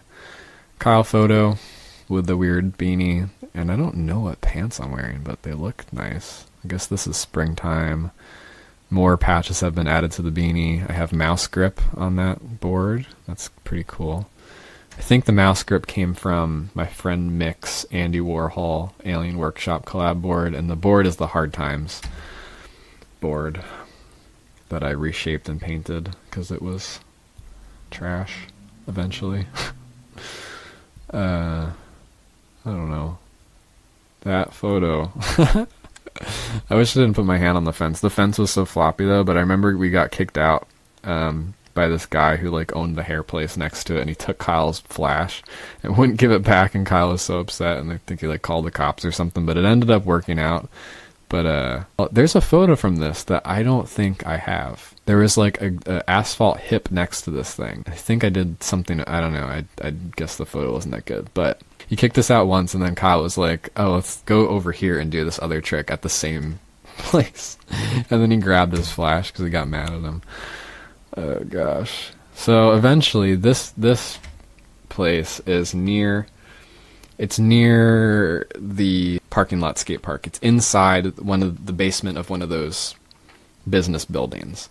And we definitely weren't supposed to be skating in there. Kind of a weird old building. The whole thing was everything around there was very old. The guy who owned it though was, I guess, letting Steve have a community based skate park there. Still can't fathom how it worked. But we were skating in the in the place that was kind of storage. And but I remember spending like so many hours in there, like cleaning stuff up and like making it a spot to kind of hang out. And I'm sure they all did too. I just remember like at first I'm like, this place could actually be, we could actually hang out in here, and kind of spent one day moving everything, cleaning stuff. More Kyle's garage. I think that was a minimal version of the ramp. Those blazers are so sick. I think I gave them to Brian. I should have kept them though, probably. But those are really cool. More pool blocks from that pool that we raided. That's at 660 ramp. I guess there was like a party there or something. Big frontside air, Colby DeLuca in the background. Boneless with a leather jacket. This is at Powerhouse. Another, I think this was like a Fine Cuts art show. They used to have this art show. I think they still do it at this spot still. But that's a green banana skateboard with those Veriflex wheels. And for this time period, I had a lot of fun with it, that green banana. And it was just a fun, I was just trying to learn like everything normal on this tiny plastic skateboard that was the width of a normal board. I think it was like an 8 or something. Super cool company, super cool people who like ran it though. I don't know if they still make stuff, but green bananas are sick, and it's a cool concept, and I love that it's green. I think they're made out of recycled plastic maybe. Gosh, there's definitely photos from this time period. I think I went to Cosmo's house and we hung out with his friend Liz, and I was skating this board, and weirdly I hung out also that day with this kid Issa, who is in Beechwood, NYC, and I don't know, he's a character. But that was this time period. I feel like there were pictures from that day and I don't have them. I think Liz took a photo of me ollieing at Tenafly. More storage room stuff when we actually got our stuff together in terms of having a space to like hang out. We'd eventually like make art in there and have little board shaping days in there, like do cool stuff like that. I really wished I could invert around this time, but I'm just not strong enough. My arms are too thin. I don't know. Or I don't have a vert ramp. I'm sure I could do it on a vert ramp if I actually got comfortable skating vert, but definitely not. But I loved, you know how I love the really steep transition. A little air, hand, wrist steez. I don't know, sometimes that stuff just ekes out, and I see it eking out more and more the more that I go forward in these clips of like just little style things that like I definitely wasn't trying to do, but I now notice how they like look good as in terms of as opposed to not doing them. That's my old Honda Civic in the corner, and that's Rob. I think Travis filmed this on his VX, and then I edited it. And definitely just slammed my toe into the ground there. Toe touch. Those are acid wash ladies jeans from Udelco. I love Udelco so much. And double ollies with Rob. That's the board I was referring to before with the stencils of Larry David on it. I think that spot is in Paramus, but it was so snowy and muddy, you can see the tracks of mud on that stuff. I think the trucks and the wheels are from an 80s toy store board that I got from Brooklyn Flea Market or something, and that's an indie belt. That sweater is from Udelco, probably. And the shoes are from Jake Brady, and there's mud all over the top of that thing. Chelsea Piers, keep on trucking with that hat and that board. Sweeper. I think one of these trips that we went to, Chelsea Piers, I hit my head in the bowl. But not that trip, because I remember I was wearing a hat. Another Mick clip in purple wine-colored Domestics. Love those pants. Wore those pants to death. You can really wear Domestics pants to death because they're made out of cotton, so they get bad eventually, but they get bad in a cool way.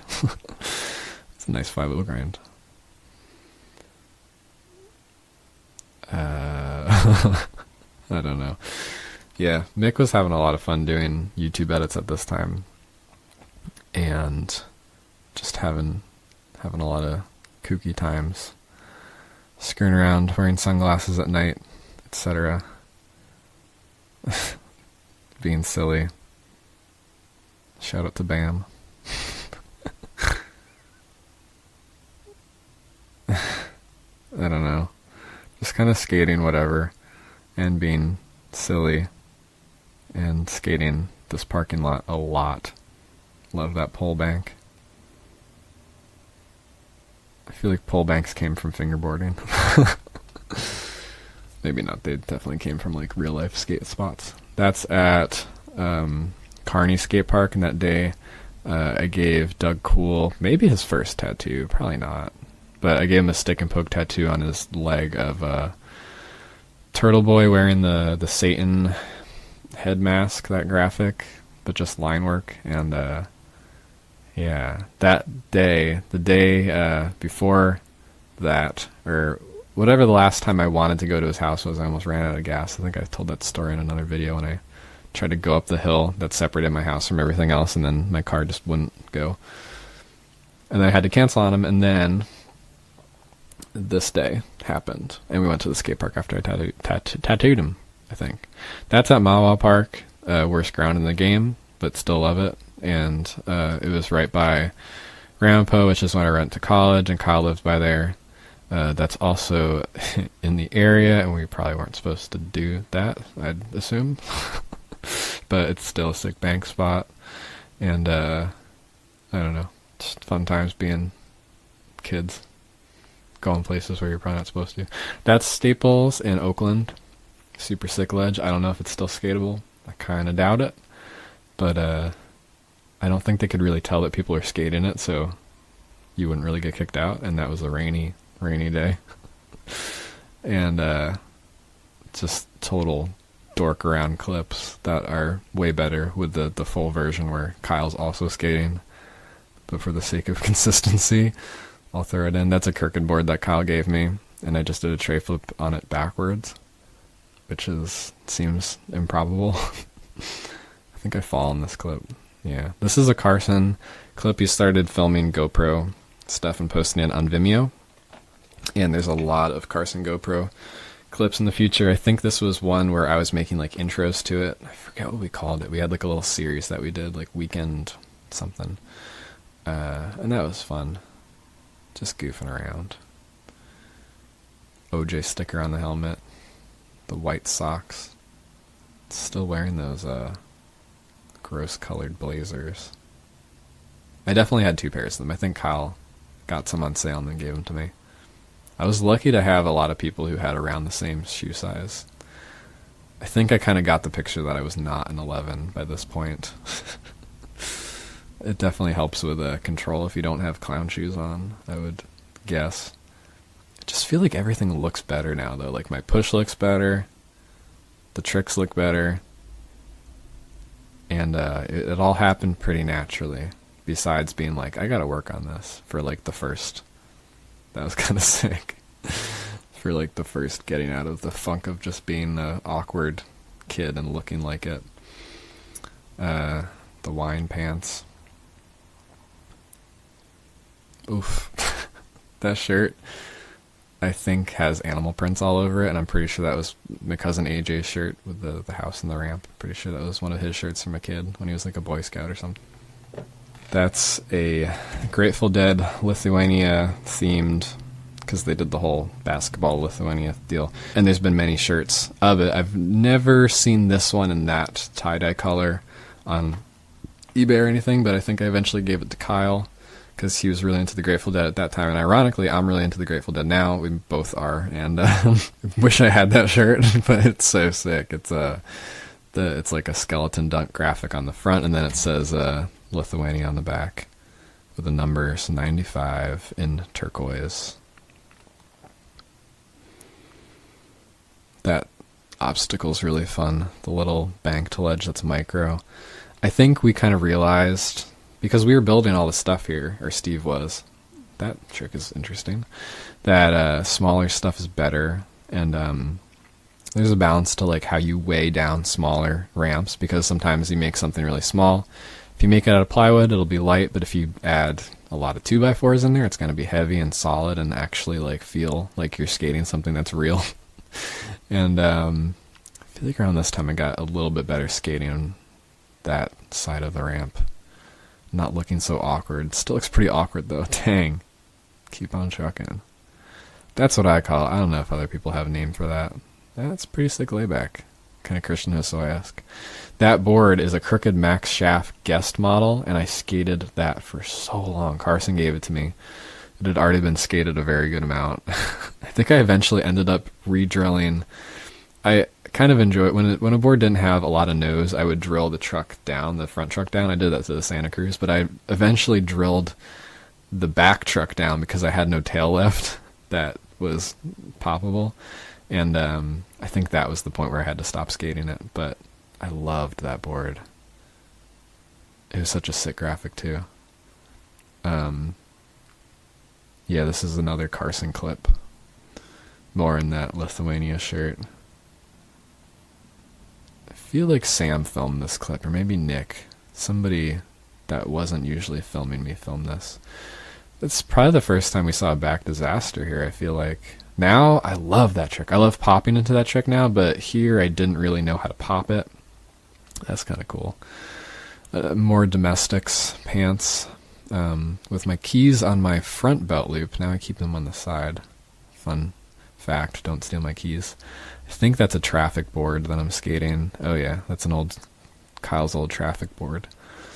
Wow. I think that Mick filmed these.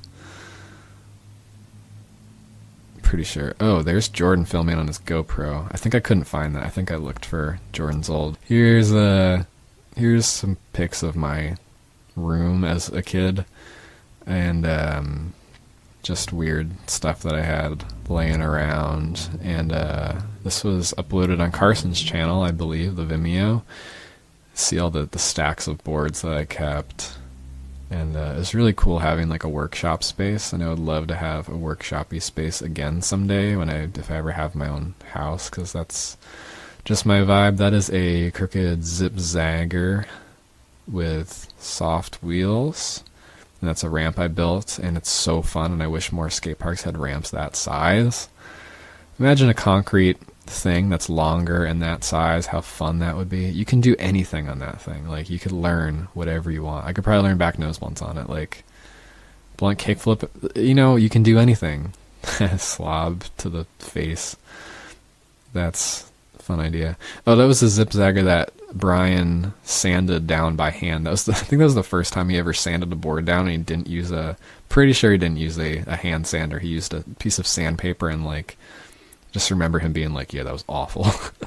And then he printed on it. That was probably one of the first boards that he printed on. Now he prints full skateboards sometimes. So he figured out how to like do the screen rocker and stuff. Super cool. That's at Ringwood Skate Park again. Very hairy legs, my goodness. Catch me not having my legs that hairy now. The crooked, or yeah, Max Shaft board, whatever it is. The shape was really cool. It had it was a very Gons-esque shape, kind of skinny in the back and then flared out through the middle of it. Those are Bones soft wheels, which are they're okay. I think I have 3. I think I lost one, which is really unfortunate. But they're good for cruising, but yeah, they don't slide at all. That's a fun trick. Oof, missing the coping with a hand. You gotta lap the front fingers over that. Just screwing around. I think there's a Jungle Docs sticker on my board. That was my friend Avery's project. Avery and Mick, Jungle Docs, shout out. And a lot of Bad Plant stickers on my board. I had like a zine called Bad Plant. I feel like I used like these Chinese characters for the logo that mean like, it translates to Bad Plant, but it also definitely translates to like bad seed, like a bad kid. I kind of feel bad for like spreading that kind of negative energy out in the world and putting that on everything. And I also don't really know Chinese, so I feel like it's a little weird, but wouldn't make that choice again now, but it is what it is. But I did like a radio show under that name and stuff. And a little zine. But this is LES. If you don't know, LES is fun. It's also overcrowded all the time and kind of annoying. And it was annoying back then as well. I don't know. It's just a fun park if you go there on the weekends in the morning. And that's definitely when this was. Oh my gosh. That's kind of cool. Blunt kickflip. That thing's fun. We need more butter bench material parking blocks. Like the smallest judo I've ever seen. I still can't really judo that good. So we took a photo of that, and that did not look that high, obviously. I think I did a better one for the photo. We just didn't film it. One of the first times I grew my hair out, and I just was able to tie it. So when I was skating, all my hair was falling in my face, and it was nasty. But we did the transfer between the barriers photo, and that's it. It's a pretty good photo. I really enjoy that photo. It's just weird because you're like, Jersey barriers, what? But if you know that spot, it makes sense, and then it's kind of like, damn, like there's really nothing on the other side, and like, how does that work? But that got in Skate John. They put it in Skate John. Kyle shot it, and I don't know. I just think that's cool. This is at Pleasureland. Don't know how I got up there because there's like a huge gap, but yeah, sick crew logo spray painted on someone's box they left there. This day was an interesting day. I feel like I've done more tricks that I can't really do this day than any other day ever. And the board was right, and the shoes were right, and the helmet was right. With the hamburger eye sticker on the hockey helmet, like, and the grip was really good. Things were just right. I was feeling it that day. My hair was long, kickflip Manny, nothing out. The Spitfire wheels. That board, actually, Nick Farrow made it for me. He was shaping boards at his dad's guitar factory because he had like a router and a jigsaw there, I guess, or maybe he had a table saw. But he shaped me this board, and all those early shapes were very interesting and kind of like not perfect at all. I think he was hand drawing templates, and I don't know if he was symmetrically flipping them or not, but it was kind of sick. It was like they were off, but in a good way, in my opinion. But I'm a weirdo, so it didn't really matter to me still at that time. But he made me this board that had like my name on it, and he painted it and everything, and he used the dye from the guitars to like make it green, I think, and skated that board for a while. And we were getting that wood from I don't think they're still in business, but it's this weird wood shop in the Midwest that made these boards that were really light, super easy to break, but they had like this ditch concave where it's like a flat and two sides, and they were like mellow and this weird ditch, and they were super light and just like kind of always soggy, but in a really good way. I love that wood, and I don't think it exists or is made anymore, and it's different from any other skate wood that I've ever skated. So that's what that board is made of, and I love it so much. And this day, I don't know, things were just like popping off, and I filmed so much, and Mick was nice enough to follow me around, and like things were just right. I feel like this is the first time where I was like, damn, like the way that I skated that day, finally happy with. Like, I don't look back on it and I'm like, ugh, that's the grossest looking thing ever. I'm like, no, this looks right, and I'm proud of those tricks. I mean, I don't think I could do that now. I don't know, that day was just really right, and oh gosh, I hope I always remember it. That was a lousy kickflip, but whatever. I don't know, probably annoying everybody by taking so many runs. I got an idea, like, I'm sure. I don't know how everyone else felt about me filming tricks. Like, I'm sure it might have been annoying at times, but just had endless ideas. That was an awful slob air, whatever that's called. This the way that he edited it makes it look so epic, but the trick itself is definitely not perfect, but it was really hard. It took so many tries. Nose manual, the whole thing at like above knee height. It looks really simple though. It doesn't look impressive at all, but it felt impressive. I was like, I can't believe I did that. And it was like at the end of the day, more Carson clips. Love that clip though. When I had all these clips that were kind of more recent, I had them edited into a video on YouTube, and I used a lot of songs that are copyrighted, and that's why I'm doing this redo with like all my clips ever, just to kind of like give an end result to like, I need to redo that, and I also have other clips I need to add, and I think I got most of my clips here. There's definitely some I'm missing, but I can't get everything. As you can see, there's too much. But that series of clips I had edited to MIA's Bad Girls song, and it just slapped so hard. I loved that.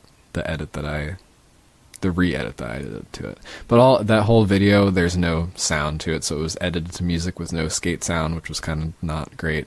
But we used so many copyrighted songs in all these videos, and for myself, on my own external hard drive, obviously I have all the sound from everything, and would prefer it that way. But for the purposes of actually making a piece of content for other people to think about and watch on YouTube, I can't have the music with it, and decided either to have nothing or to have voice, which is like what, and I'm like, what can I say about these clips? Because obviously it's like, how many mini ramp lines can we watch? But I think it's clear that there's some kind of a progression to everything, and I think that's interesting, obviously, because it's my life and my experiences and my friends, but it's just a fun it's just really to me it's interesting to see like the tricks that I learned when I was a kid and I could still do, and then the other tricks that I never learned and then I learned along the way. And also later we'll get to tricks that are from like a few months ago before it got cold here, and I finally learned back Smiths, and maybe this season I'll learn back tails, I don't know. Through all this, I don't think you'll ever see a good back Smith or a hard flip, etc. I've just been bad at certain things, but also have other certain things down. I think I'm wearing a crooked shirt. That was Kyle's. Being silly with my orange cons.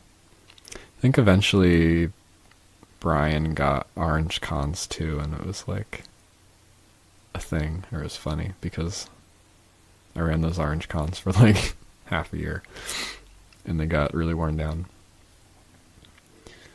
I also remember the first time, or when those cons showed up to my house in the shoebox. I had just come out of the shower, and I heard the doorbell, and then I left for like the UPS guy or whatever, and I left the shower door open, and then I went down to get the shoes, and that was already kind of risky. I think I like went down. I definitely had pants on or something, but I was just kind of like, this is a little weird. And wow, that's kind of interesting. The smoke alarm went off, and that was the first time I realized that if you fog up a bathroom and then get it near a smoke alarm, you're gonna get it going off. Weird story about the orange cons. And wow, suddenly we're in high definition. Wow. I think that's somebody got a new GoPro. I think that's Carson's. And yikes. Oof. Definitely wearing Kyle's Dickies that are in those other clips. I think around this time I was in my second year of community college. That's an old look board with a Hong Kong cafe graphic, which I actually still have it. I think I saw Chris Millick do like a face painted on grip tape, and I was like, that is so cool. And did some, probably like my first wheel wells in it. And the shape was so good though. This was the wood that I'm talking about that had the weird bevel to it. Like, it's very mellow and very weak wood, but the shape is perfect, and every time I try to replicate it without tracing it, like the idea of the shape, I get it wrong. So like perfect by accident. I remember I reshaped it slightly after I got it from Nick, because Nick skated it for a little bit, and then it was kind of a little lumpy. I think I fixed it a little bit and then fixed it to like the perfect amount. And totally accidental, perfect shape. Still love it. And I feel like if I set it up again, I'm going to crack it. So I probably should not skate it.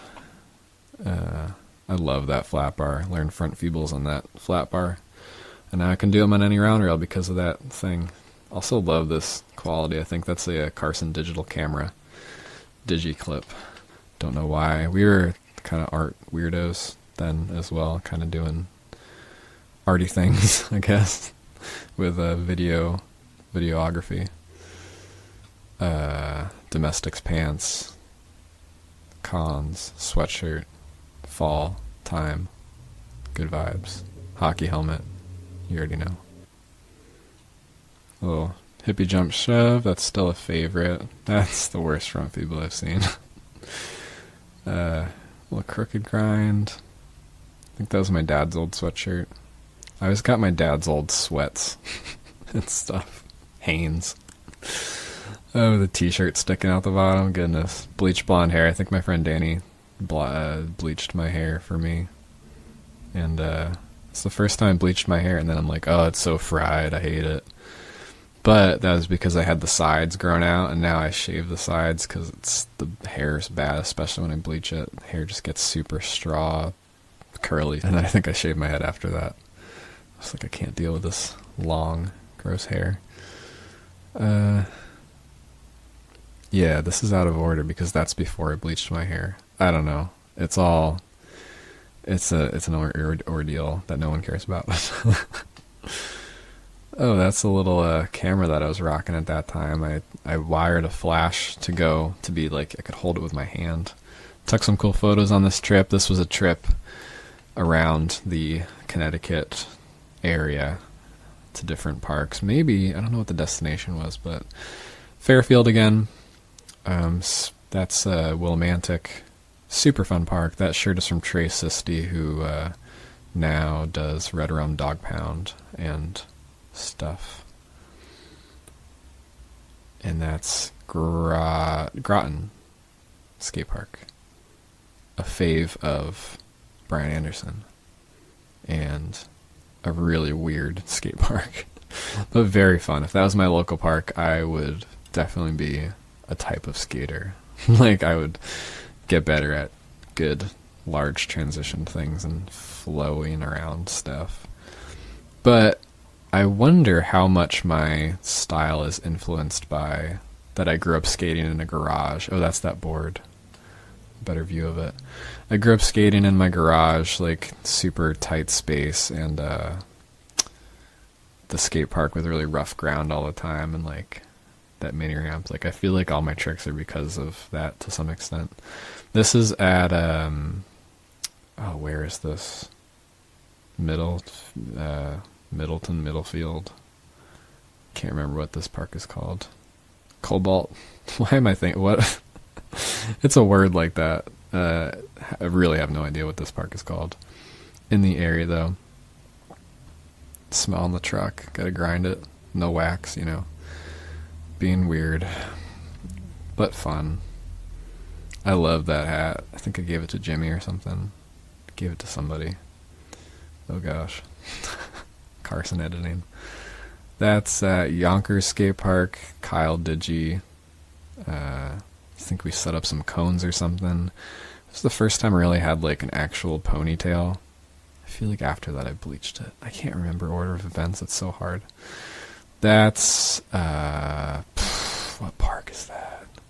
Forget the name of it, but if you're a local, you're like, duh, it's Elizabeth. No, it's not Elizabeth. Damn it, I don't know what it is. That was a weird back wellness. That board, I had a, it says look. That's an early look graphic, but not a look board. It's definitely a reshape board. But the first look boards were a Chinese box, rice, what would you even call it? Takeout box. And it said look, that I screen printed in my garage. The look on the top is a separate screen than everything else, and the colors are all actually the red is a screen print too. It's like a little pagoda print, but the gray and the white are stenciled in. So the top of that board has magazine holder, like a vintage thing that you'd like have in your bathroom to put magazines in. It was made out of canvas and metal, and the canvas part I put on because I'd seen Go Miyagi do all the fabric stuff, of course, and I wanted to try it out for myself, and it's super slick. So this day we went to, still can't remember the name of this park, and we went to Shorty's, and I skated fabric grip, and it was fun. But then I was kind of like, I'm over it. It hurts my brain to do it. But I don't know. It's fun for cruising purposes and just messing around. A little staple. Wow, no comply blend. I always forget about that trick. That shirt was sick too. It's like a jazz benefit shirt from a radio station. Definitely got it at Value Village. Around here all we have are like Goodwills, but Value Village and Udelco and Hawthorne was like a blessing. So good. Shorties. A little handout. Yeah. That's definitely that's Kyle. That's definitely a certain time period of shorties. And, two broke. No comply tail. Kind of a Smith stop. My love for Smiths probably started around this time period that I started getting into transition skating. And, I just love a good Smith stall / Smith stop / Smith grind. I also feel like John Kaz came this day and got glass in his eye and had to drive himself home with like a glass shard in his eye. That place was, obviously it was dirty, but you know, I mean, you just have to not fall. It's like old vintage plastic Santa, etc. Yeah, that board is so slick. Definitely need grip, especially now that I don't want to fall and die. I would love grip tape. That's Jersey City Junk Spot. Right? It's Jersey City. Yeah, fun while it lasted. And also another one that's been through a bunch of incarnations. Super cool hat from Brian. I guess the bleach blonde hair, in terms of order, is now. That board is really hard to tray flip. Slob. No comply tail. The cuffs, those are Wrangler pants that I think I still have. Oh, we do have a frontside flip. I thought there were no frontside flips in here. That's at Van Skate Park. Definitely looks different now. There's a bowl there, I think, and that thing was really fun. Ollie through the humps.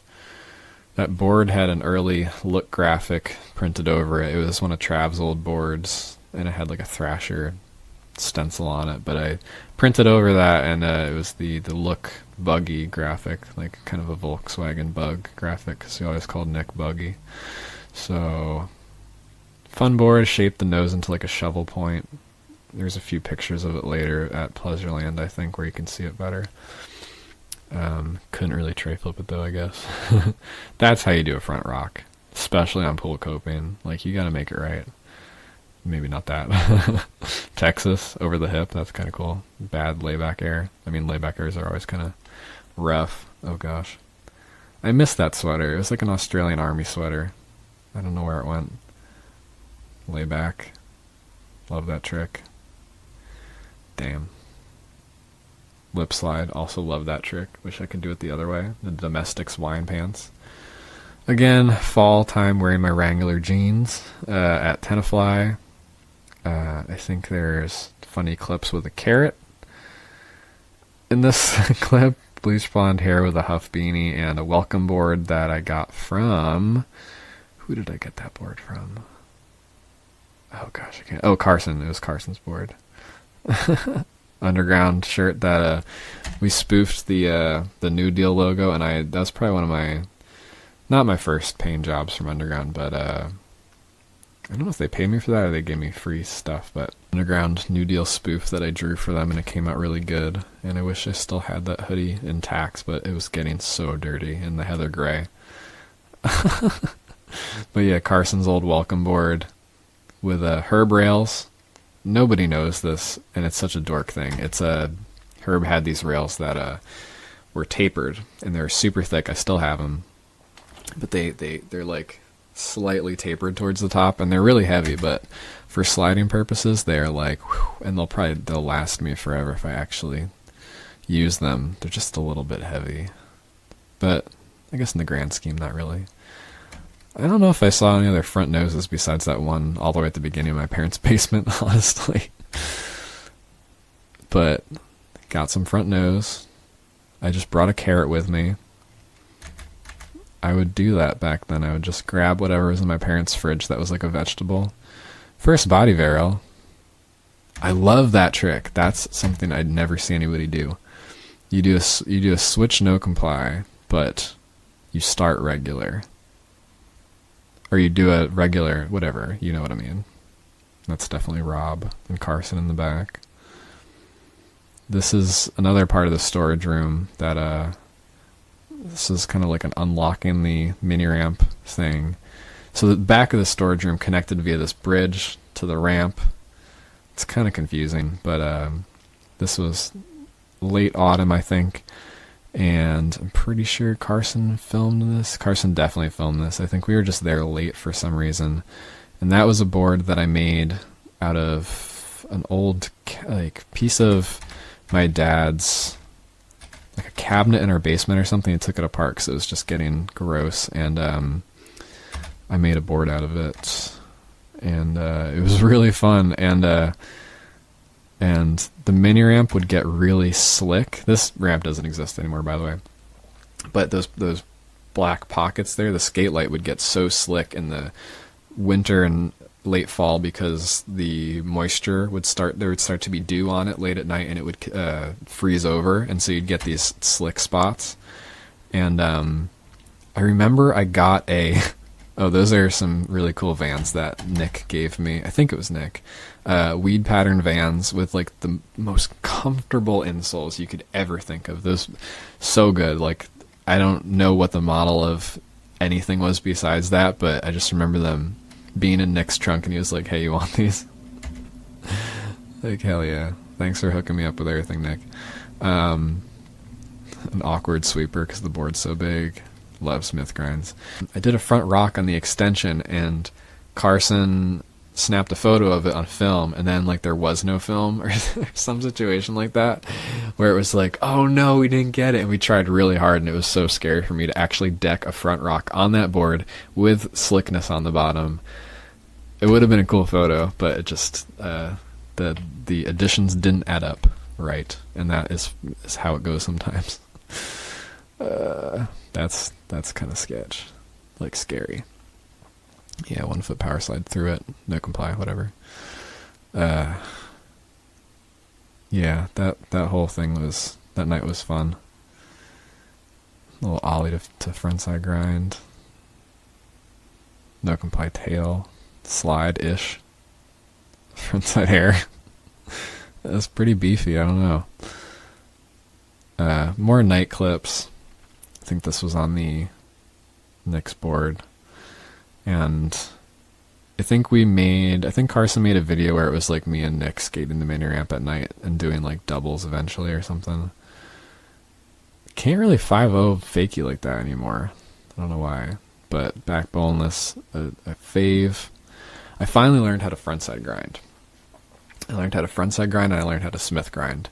And that whole thing was really useful in terms of just being able to be like smooth on a mini ramp. Like it gave me another thing besides the 50-50, and a good frontside grind looks so much better than a backside 5-0 or like I don't know.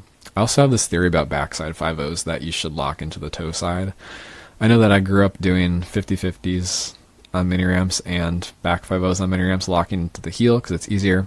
But technically, it looks better if you lock into the toe, but it's just harder. And I tried to learn it this year the other way on the ramp that's on at my local park, but it's just kind of annoying, and I'm so comfortable locking into the heel. I don't know if that whole thing makes sense, but that's just a weird theory that I have about backside 5-0s. That's a proper front rock. We love that. I guess that's Nick over there. I don't know if I kept any of his clips in this. I feel like we did doubles or something. Front blunt. I still had front blunts at this time. That's wild. I have not done one in years, and don't really want to, honestly. That's a fun idea. That's that board that I showed earlier. I think I might paint it. In these years as well, and still I take a lot of boards and reshape them, and sometimes I skate those, or sometimes I like paint on them. Sometimes I make them weird shapes and then paint on them and sell them for $20, and I'll make like a quick $100 or $200 off of old boards, and that's kind of been like a easy way to make money. Backwards boneless, I love that trick. Nobody does it. See, backside grinding like that is cool, but I hope it's like clear what I'm saying about locking into the other side. A little Texas plant, I guess. Switch fakie ollie to switch 5-0 pivot, whatever. In the meat socks and rolled up domestics with that ski shirt that I still have. In the super comfy Vans, that's the board that Nick made me, etc. With the Spitfire 80Ds. I think that's definitely one of Kyle's old boards with like a cat power stencil. Board shaping days in the storage room, teaching kids how to like shape boards. That painting with the mouth in the back, me and my friend Caleb painted. Caleb's awesome. He always rode his truck super loose. I think we were making boards for like a benefit or something. Spoon and fork. That's kind of cool. More on the welcome board. Getting into winter time. Being silly. Oh, jeez. Mick filmed this. Not Nick, Mick. And back sweeper. Still forget about that one all the time. That was a little curb that I made out of aluminum angle iron, and I hand bent the whole thing with a hammer and made this little mini curb that was super fun. Jeez, that's some funk. I think this clip was originally edited to Salt Peanuts, that song. Don't copyright me, please. That's another frontside flip on a wooden plank board with a New Deal Sun hand painted grip thing that I did because I loved the little New Deal logo. Just being silly, being creative, I guess. I don't know. Thinking of what I don't know. A lot of what. Whenever I would film something, I'd be like, okay, so obviously, like I've done a lot of stuff, filmed a lot of tricks. I think around these years I was like, I need to start, if we're filming something, it needs to be like worthwhile. It needs to be something that's interesting or just kind of off in some way, or like that was a proper staple gun. Jeez. Wow. Oh my gosh. How? And kind of letting myself get more creative, I guess, if I wasn't already. And just having or like learning how to have fun, but also make it look good on film, I guess. Still can't remember what that trick is called. Ice plant, or like there's a name for it. Proper frontside grind and hand painted slip-ons that are definitely from Faded Glory. Again, I just got Walmart slip-ons for like, I don't know, going out and stuff. Going out. Primitive derivative orange wheels. Very cool. Once again. The full tan kit. Oh my god. That jacket eventually became like a patch jacket. Oof. That sparkle thing, I painted it. Oh, that sweater, I tried to bleach it and I messed it up. It says Georgia on it. It's awesome. That's the MacBook that I have like right over here that I still use, and I poured water on the other year and I thought it was dead, but it's not. Those cons are from Jake and they're definitely 2 sizes too big, and that fucking thing fell on me. And I could have died. That thing is so heavy. That could have been so bad. I don't know what would happen if it fell on my head. It just fell on my shoulder and I was like, oh, haha. I think that's still the shoulder that bothers me. I've fallen on my right shoulder so many times.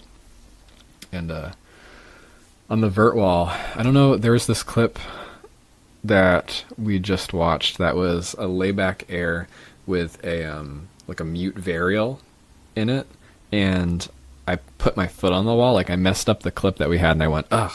But the next try, I like screwed my shoulder up for weeks and weeks and weeks, and it still bothers me. And it might have been the same shoulder. That's an interesting trick.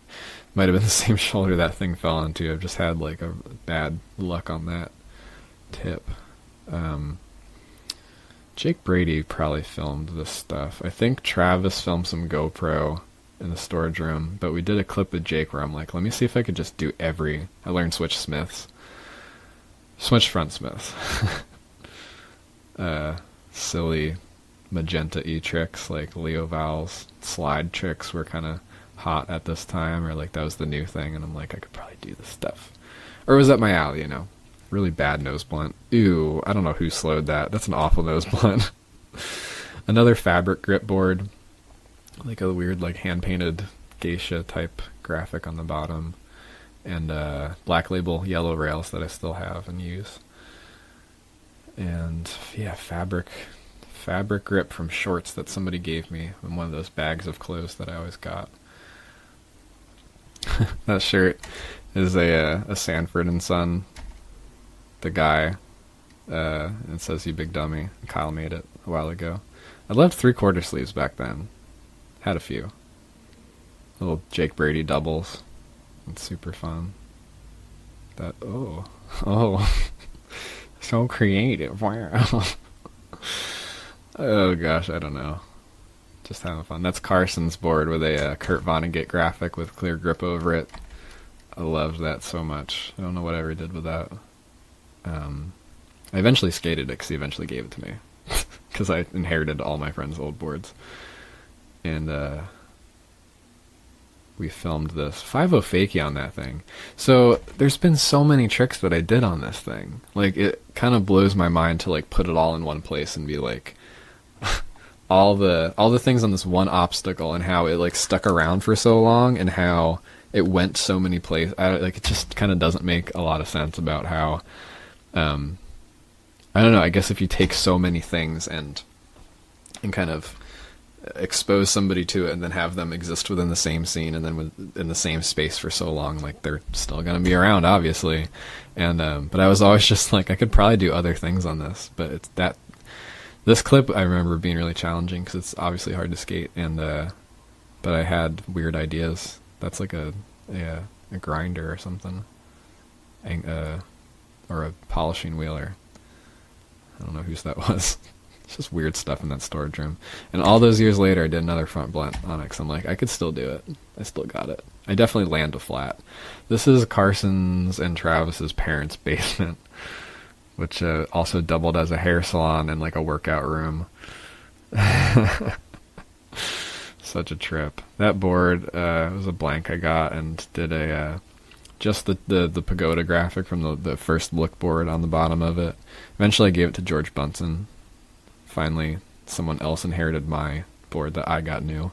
Those are those sweet tapered rails. I think Carson loves that clip of the Smith stop because it's so Smithy. That trick's really fun.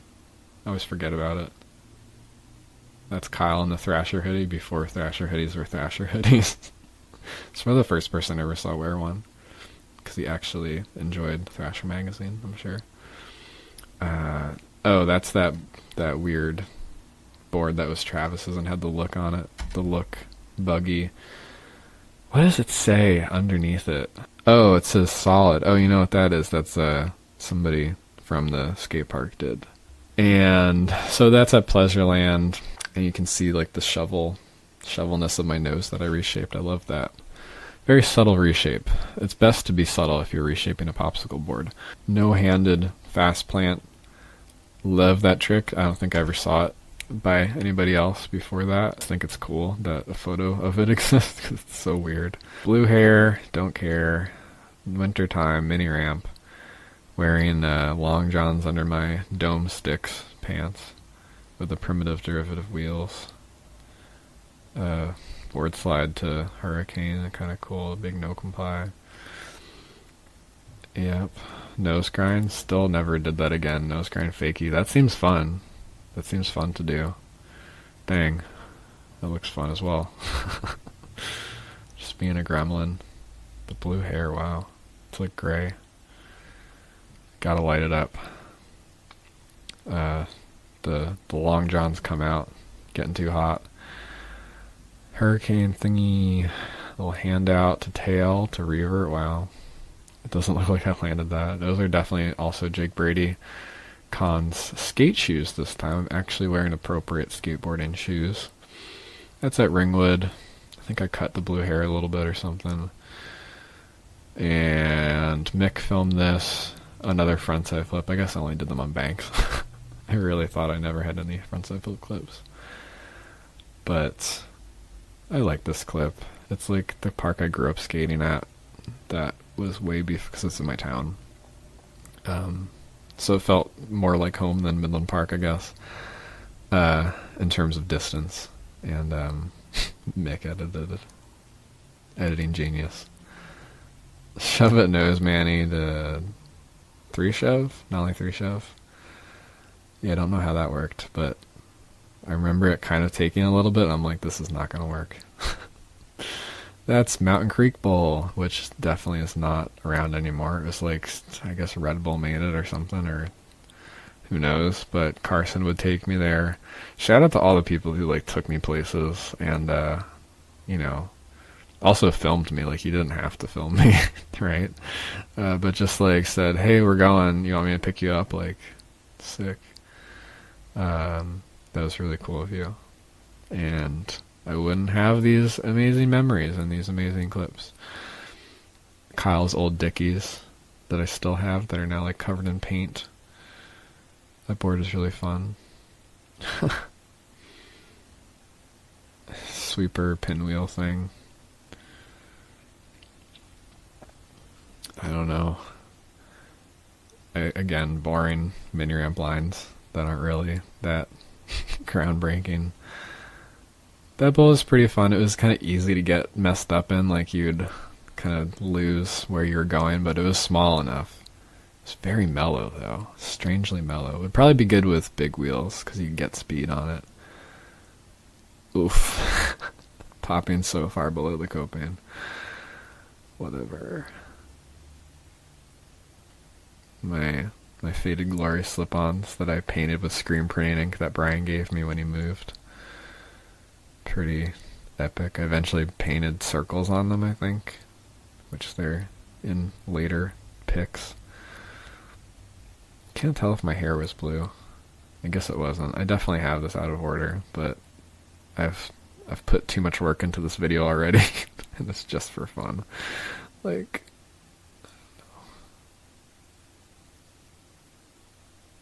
jeez.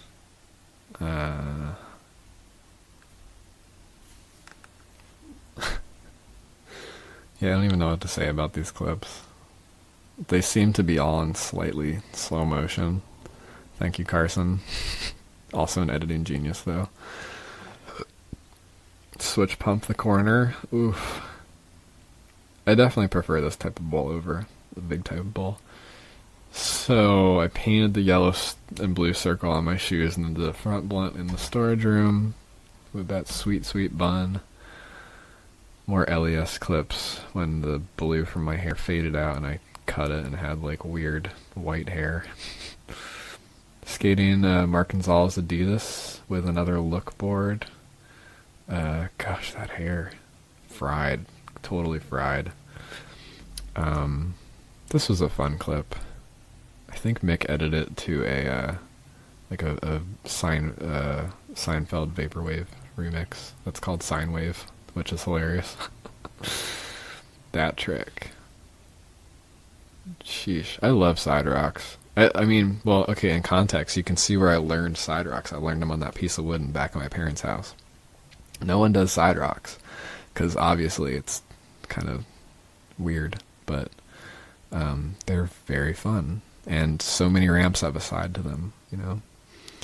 1 foot power slide, another fave. Boneless, the gap. Ollie, I think I did a no comply over it. I'd say I just made it. It was a little close. That's another look. Oh gosh. It's another look board that I custom did. Kind of a custom shape too, like square tail, round nose. But a one-off graphic for sure. That was like a lot hand painted. Is that Picasso painting? Something. It's probably Picasso. In my oversized hoodie with the blue domestics pants. I wish I still had those. They were so good.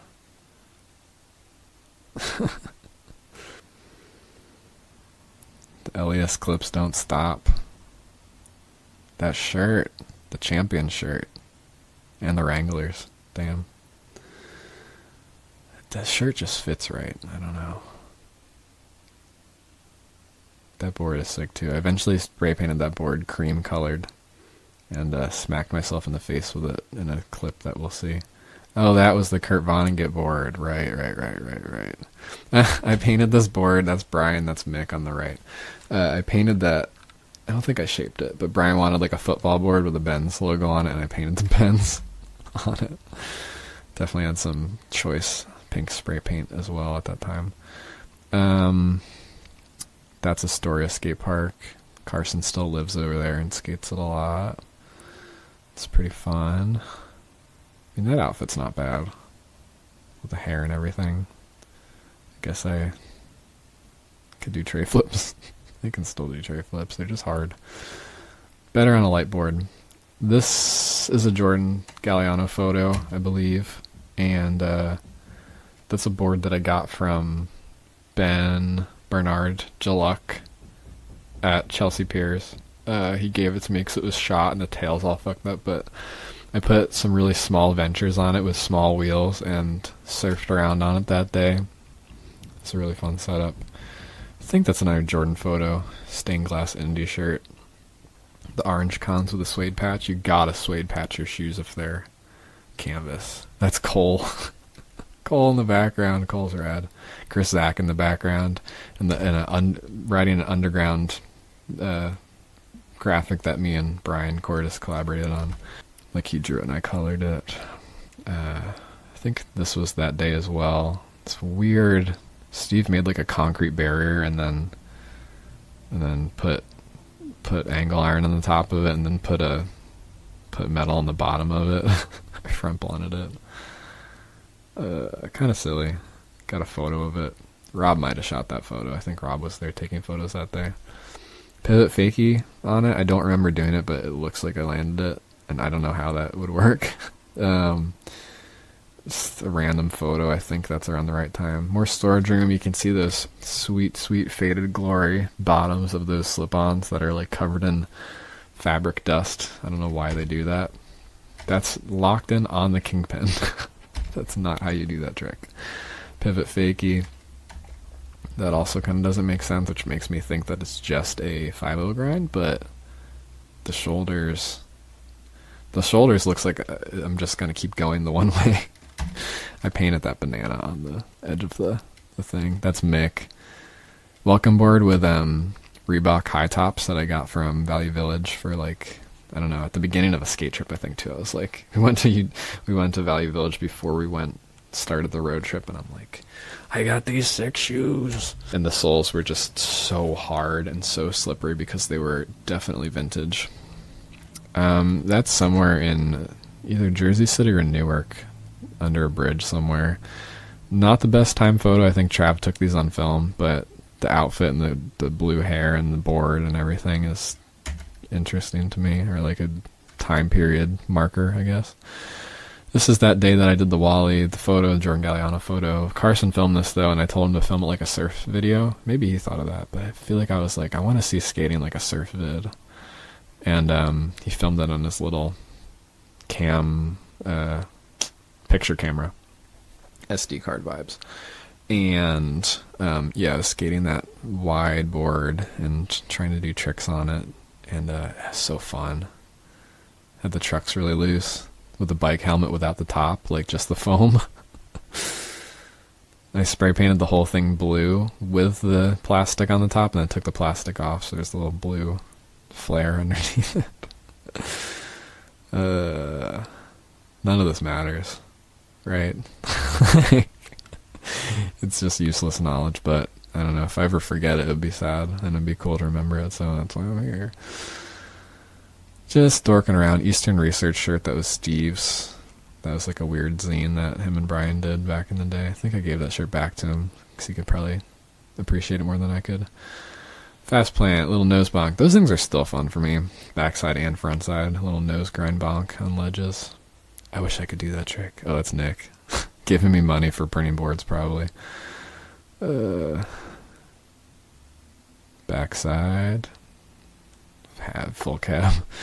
Tray foot, boneless. Frontside boneless. Clunky as hell. Mick Robbins filmed this, I believe. Oh, this was an art show we did at Underground. We did a bunch of art shows there, and board release stuff there. I was playing a vaporwave tape because that was the vibe. Oh gosh, being weird. Ringwood Skate Park. Carson hangout day. Carson is so rad. He would just come to my house and like we'd hang out, and I don't know, I feel like I didn't really have a lot of friends like that. And he was older and he had a car and stuff, and like, yeah, he was just super nice to me and still is, and that's amazing and rad. And it's good to have friends like that because it's so easy to not. It's like rare to find people who actually want to hang out with you. Maybe just when you're freaky like I am sometimes, or annoying when I am sometimes. Ridge Park stuff. Timeless. That's when I learned like weird nose bonk things. And I remember I had this board that I shaped that was like super skinny, like a ski, and I was trying to learn nose bonks on it, and it was kind of a nightmare. Yeah, Dickies just look right. That's fucking Danny Landers in the back. Oh my gosh, legend Danny Landers. Would later see him again at my school that I went to college at. Just randomly saw him on campus, but wearing pajama shorts with a red pocket. That's Jordan on the right. Mick filmed this, and it's called Pollen because the park would get covered in pollen. Kind of all parks around here do. You have to sweep everything down or else it's super slick and annoying. Just having fun with the broom, I guess. Messing around. I liked those clips though, and the high mani pad. I really enjoyed those. It's like the only 3-shove that I've ever popped like that. I don't know how I did that. I think I did a tail slide push on one of them. Jeez, high speed. This was fun. Ding, ding. Snuck another one in. Definitely smiling in that clip. It's always good if you're smiling when you're skating and having a good time. Learned that trick. Yeah, this tail slide push. I love this clip. Boink. I love that. Pink hair. Don't care. I always forget about around the world sweeps because they're strange. Oof. That's a rough backside bonus. That's at Rockaway. Far Rockaway Park. This is under... Oh, I forget where this is. Paul Sip, I feel like after this, Paul Sip was like, you stole that spot from me. I just remember Rip Eternal being like, yo, that's my spot. Jokingly on social media. Painted PF flyers, fakey tray over the little gap. Ugly as hell. Yeah, I painted those PF flyers. I forget who gave them to me. They used to be black. They're like the, what's that movie where the kid has the PF flyers? Like the baseball movie? I forget. This was for a Look X Underground clip. Oh my gosh, I remember doing this and being so dehydrated. I was seeing stars when I did that trick. I didn't have any water and nobody had water, and I'm just like, I need to fucking land this trick. Those pants definitely have like a patch on the side because they're getting holes because they're domestics. Yeah, back lip off and then no complaint. I just like couldn't get it for some reason. It's like a little weird, but oof. Yeah, we were shooting like a little commercial or something. That's some cool grip, I guess. Huh. Hawaiian shirt, the clear glasses that I still have and kind of hate.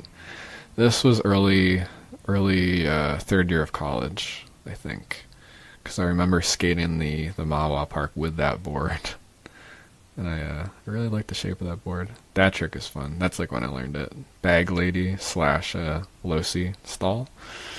Backside layback, sort of. That grip was a good grip job. Backwards side rock, backwards board slide. That board Brian printed on and then didn't finish and then gave it to me. I had a lot of good friends who just give me stuff, which was, I thrived so much off of. Oh, Morgan made me that hat. Little wee chapeau. Aw. I think Paul might have filmed this clip. I forget. But I feel like Paul used to have a YouTube channel called Fubu God, and I feel like I remember.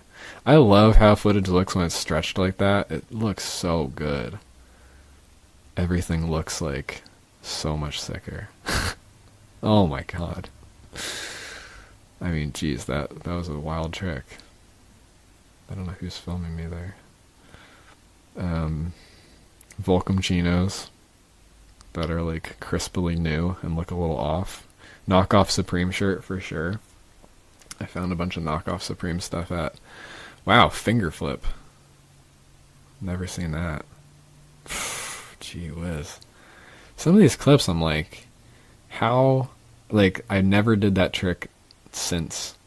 Or, you know what I mean? Like, I don't know how I randomly thought of it that day. That's a fun one. That's also... I feel like, yeah, to 5-0, that was an accident. Wow. Definitely can't do that.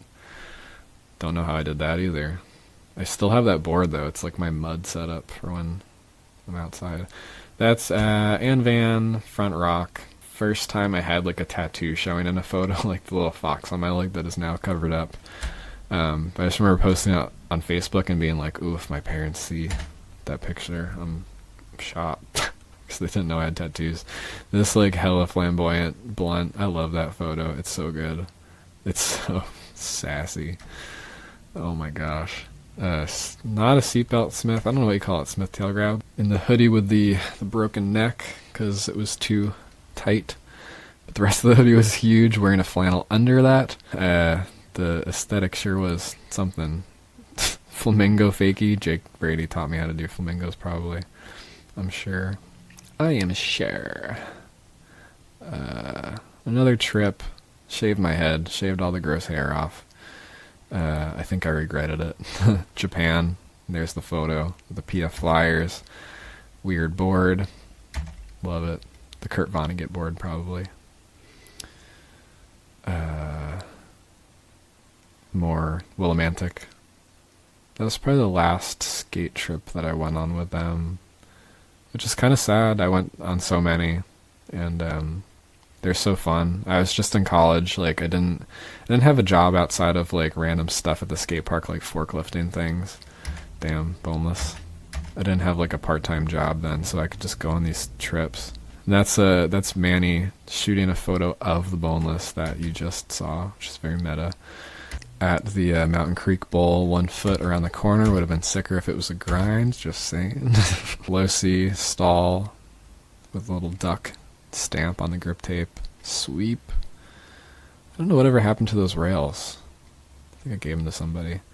Tray flip at Powerhouse with, I think that board was Travs or something, and the trucks were screwing. It's a Roller Derby 77K. Those are the original wheels and trucks and everything on it. I still have it set up, but I just drilled out where they had screwed in trucks and put normal bolts in there and skated it like a normal board, because why not? Tail slide with a weird like custom shirt that I made, and I don't know what those kanji say, which is the thing with if you don't know Japanese or Chinese and you put kanji on things you don't, they could say anything, and it's kind of cringe. Ringwood Park, weird Instagram edit. It's probably the first weird edit that I started doing. I loved messing around with stuff like that. Jeez. Story Eclipse, board slide pop out. Oh no, just into the mud. Into the camera. 1 foot power slide, a fave you already know. Doubles with Carson. Slaps, we love slaps. That park is so fun. I also love how the sweatpants look, sheesh. Hookup shirt from Jake Brady. Waitress, anime, weird thing. Ollie the cone, board slide pop out. Yeah. Nose hit the ground. That was a fun day. I don't know. Yeah, I hit my face here. Bam. Just hit my cheek, but could have been bad. No comply. Looking like I'm trying way too hard. I think I got those shoes out of Kyle's trash, I believe, and then I eventually dyed them pink. Or I painted them pink. I acrylic paint dyed them pink. Boneless Jordan photo. Backside boneless. I think the next one is a 5-0 with me eating a hot dog, back when I used to eat hot dogs. Leon Carson pizza grip patch, if anybody ever remembers that. Ordered some stuff with a Pugsley sticker beneath it. Shout out Pugsley with some fresh Dickies. I think this is a Jordan pick. We made this weird extension. That's at the Piv in West Milford, backside boneless. It's also at the Piv. That's George Bunsen wearing a weird Atmosphar misprint hoodie, because they also printed stuff where we printed stuff, and I got a scrap hoodie that they were testing on, and it was super sick until I got weird like sculptural mold schmutz on it from when I was in college and doing sculpture class. Smith grind with I think in a clip where I had that board with a mouse grip, I was wearing that flannel that is on the nose of that board. Also a Toynbee tile stencil on that grip as well. Kind of fun, weird fact. Tail slide on the stove. That's a sick photo. Popular Mechanics hat. Another skate trip. I guess this was the last skate trip that I went on with him. Skating Carson's board. For some reason, he was like not feeling his setup that trip, and I was like, hey, you want to just trade? Like, you can skate my board if you want. And so we switched boards for a lot of the time. And I think eventually ended up like liking that setup. He's a finicky skater sometimes, only in weird ways, and it's really funny and endearing. So I skated that board a lot, and it wasn't mine. Oversized Huffs, definitely got them from Kyle. He probably got them from Richie. Like nose bonk. Probably Jordan photo, I'd assume. Oaf. Manny at yeah, more Willimantic. I love that park. Smith got the photo with a different shirt on, I think. I don't know what's the deal with that is. Maybe we went back. The hand. The hand looks like it's made of cheese, but it's just how real it gets. I'm sure that wheel is lapped over the coping. It looks like it's not, but it's not a disaster, I swear. Lucy stall with more arm stees, looking like I'm gonna lance somebody. Jeez. I'm skating someone else's board there. I don't think that was mine either. Maybe another one of Carson's. I'm so confused. Board slide up to the little lip hit. Nose pick. Those huffs, I remember them being so big.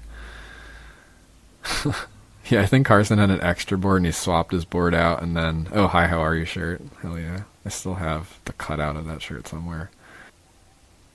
Powerhouse stuff. I think this was around the time that I was planning on moving and I was finishing up college. Board sled shove. Kickflip up, ollie in. The helmet from Value Village, definitely. With the wine-colored Domestics pants with a huge patch in them. That was kind of cool. That board is the Max Shaft board. That's not, but I repainted that Max Shaft board like 5 times. That was a board that Brian gave me. Had a weird bottom graphic. That's at a pop-up park, Nike pop-up park in Brooklyn, I think. That's a Brian board. It's pigs cooking hot dogs. He loves that kind of like just weird humor. Wearing a poncho. I can't tell if that's the big or the small side of the mini ramp. Proper Smith with huffs I got from Kyle, who got from Richie, etc. I love that grip tape though. It was checkered, but I like finagled it into being diamond. This is Stroncolello film, pork film something.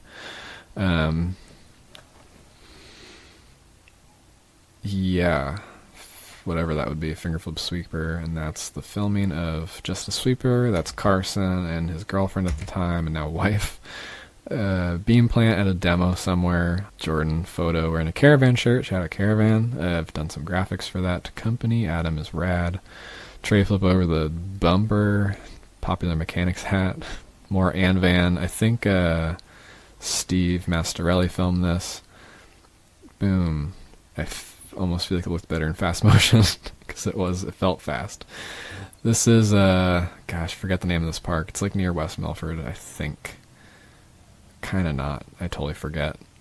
But wearing a shirt that my friend Summer mailed to me. Summer Bat, shout out. Just getting freaky. It's no surprise. We're getting towards the end here. I don't know, running out of ideas territory. Like, what else can I film that's interesting? Just going really far out in the weeds. Hand flip. I mean, it didn't look bad. So after that, I moved. And I moved to where I'm at now. And this is a skate park that's closer to me than not. And like getting to know the whole scene down there, like this time period. I don't have a lot of footage from it because I wasn't really filming. But here I am in a full wine regalia with hiking boots doing a melon over this bank to ledge. My friend Richie shot this, and yeah, pretty weird stuff. These are the earliest Forks clips. Skating Hirachis that I got from a thrift store with a Mud Honey shirt and I don't know. Just really out here. Zach filmed a lot of this stuff. He started a company called No Good, and I've done some graphics for them and been in some of their clips, so a lot of this is from Zach's stuff. And Blue Cons. My foot did not connect there. My friend Leah filmed this. And that's a fun board. I think that was my friend John Savard's board that I commandeered. Still commandeering other people's old boards, but not as much these days. It's a photo that some random kid shot of me and I just happened to find on Instagram. I don't know how that connection happened, or like I didn't even know he was taking photos of me. But that trick is fun. Never seen it. Think it's kind of fun and silly. Back body varial. I love the editing. Weather emergency. Sean and the black nails and the Colgate. That's so funny. Sick. I don't know. I love to laugh at my own jokes. I'm so sorry that you have to watch me laughing at my own jokes. It's gross. Yes, very, very trendiferous. You already know. Kind of tongue-in-cheek. I hope it's apparent, but if it's not, then I deserve it. Switch crooks. Can't do that. This is a Zach clip from, I think, last winter. And I was skating that roller derby board with, what slip-ons are those? They're, something on sale from the thrift store, but they're like size 11 ladies slip-ons, and they're epic. I think I got sick after this because skating in the rain in the winter is a bad idea. And then my friend told me that you don't get sick from that, and I was like, maybe. Fun street spots in Easton. I don't know how that worked out, but it did. Probably disrespectful to some monument, but it made it a sick clip. Sorry, monument, dead people, if that's what that is. That trick, I almost feel like it has, definitely I did not make it up. There's no way I made it up. Somebody in the 90s had to have done it, but I've never seen it before. Besides some like random recent clip, but it was after I filmed this clip, so I eventually did a 360 version of this, but I don't know, over comply. There you go. Ollie up. Forget what that's called. No comply lip. Oof, arm stees, jeez. Wally ground shove. Love me some ground shoves. Don't see a lot of people doing that. I guess it's kind of a 90s thing. There's the 3. And fakie 5. Sheesh. That's a fave. I don't know, crook shove. Kind of sketch.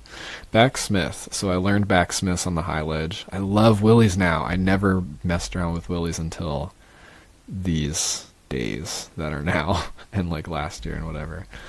Fun edit. This was all for a YouTube edit that I made. It was a compilation of all my Forks clips that was called Forks ASMR, because I love tagging my things ASMR because it's ASMR from hell, if I'm being honest, but it's just funny, and I hope no ASMR heads get mad at me for that.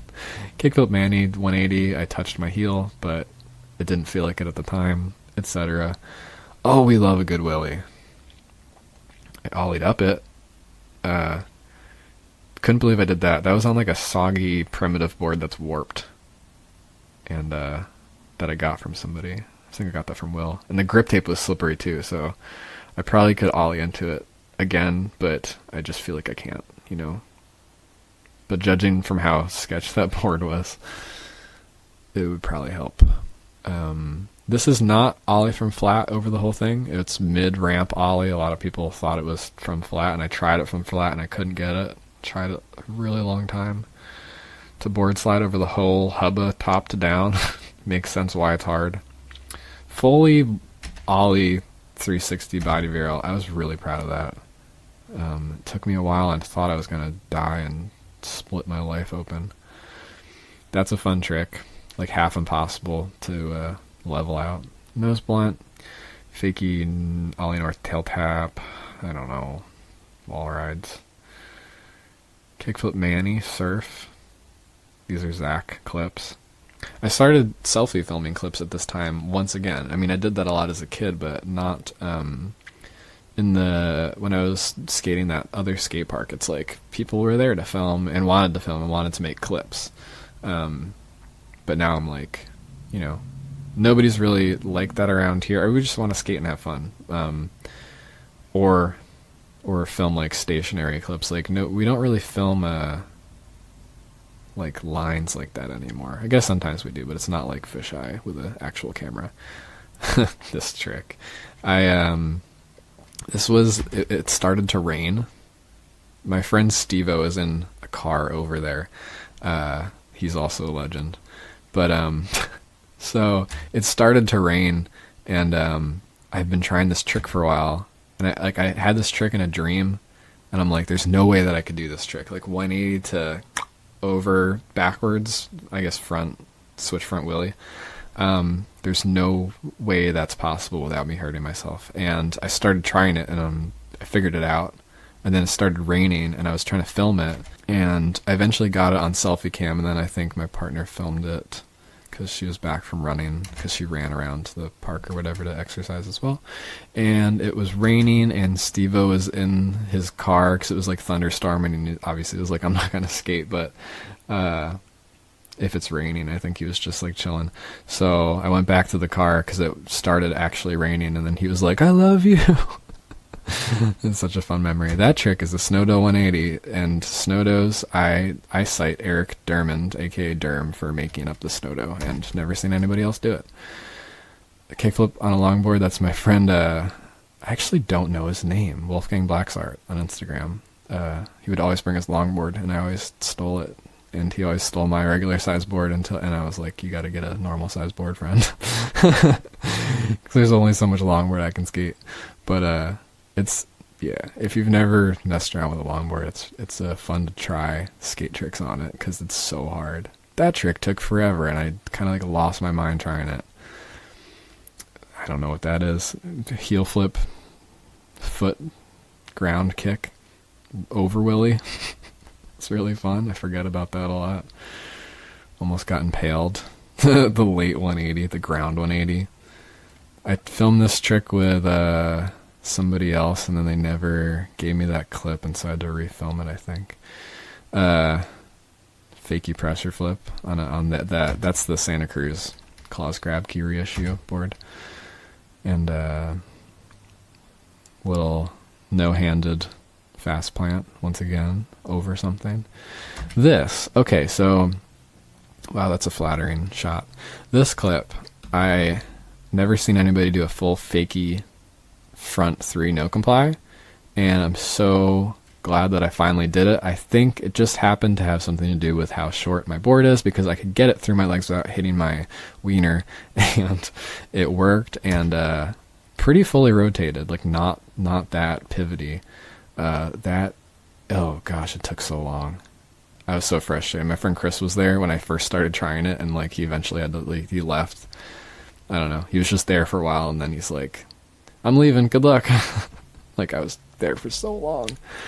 Obviously more forks things. I only filmed at forks. A zero flip. Okay, so in my head, I've always wanted, even when I was a kid, I'm like, there must be a way to do a kickflip that goes the other way, right? Learned it on a fingerboard. Learned it always, fakey switch, whatever, on a fingerboard. I know it's possible on a skateboard. I've seen Chris Chan do it. I've seen Versace plug, that clip where he's in like a mall or something. He does a zero flip super effortlessly. And I just knew it was possible. This is the best I got. It's just a little impossible-ish, but, you know, it was just a nightmare to try to do, and I'm over it, and I consider that a fine attempt. I just physically can't do it. Love doing that there. Love side rock stuff. No comply back body varial. 3-6, meat spin, no comply, and then a full 3. Proud of that as well. Probably can't do a backside. More on my friend's longboard. This, I'm like weirdly proud of. It looks like nothing, but I figured out how to like side ride on this sea ledge. And then I thought to myself, what if I could ollie in the middle of a side ride and land back in a side ride? And I did it. Tagged Richie Jackson, and he didn't respond. But I'm proud of that, because I did. It looks like nothing. It looks so like nothing. Little, I don't know. And then the last clip that this day that Aurora visited me, it was a really fun day. Finally got that trick good.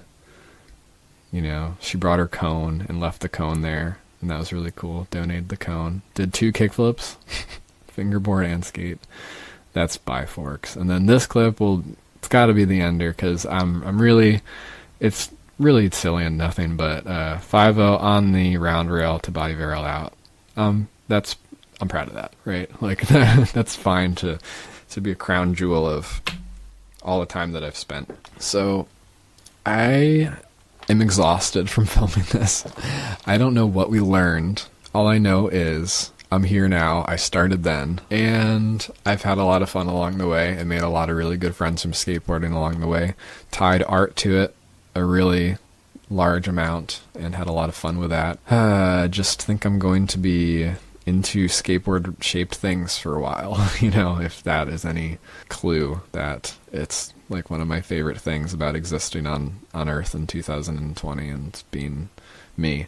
And yeah, if you watch this whole thing, that's pretty wild. And thanks for watching. And who knows if I'll ever have another one of these, maybe in another 20 years or something. But if you skateboard, keep on skating. If you don't, skateboarding itself isn't for everyone sometimes, but a lot of the things around skateboarding, like photography and the art side of, like, there's a lot of sides of it that a lot of people can participate in. Even if you can't physically do the skateboard stuff, like, you can still be part of our crew, right? We're like kind of the outcast kids in school, or like the I guess the freaks. I don't know. I don't want to overuse the word freak or be like, I'm so weird, because that's a little like not true sometimes. But you know, we think about things differently. We look at the world differently.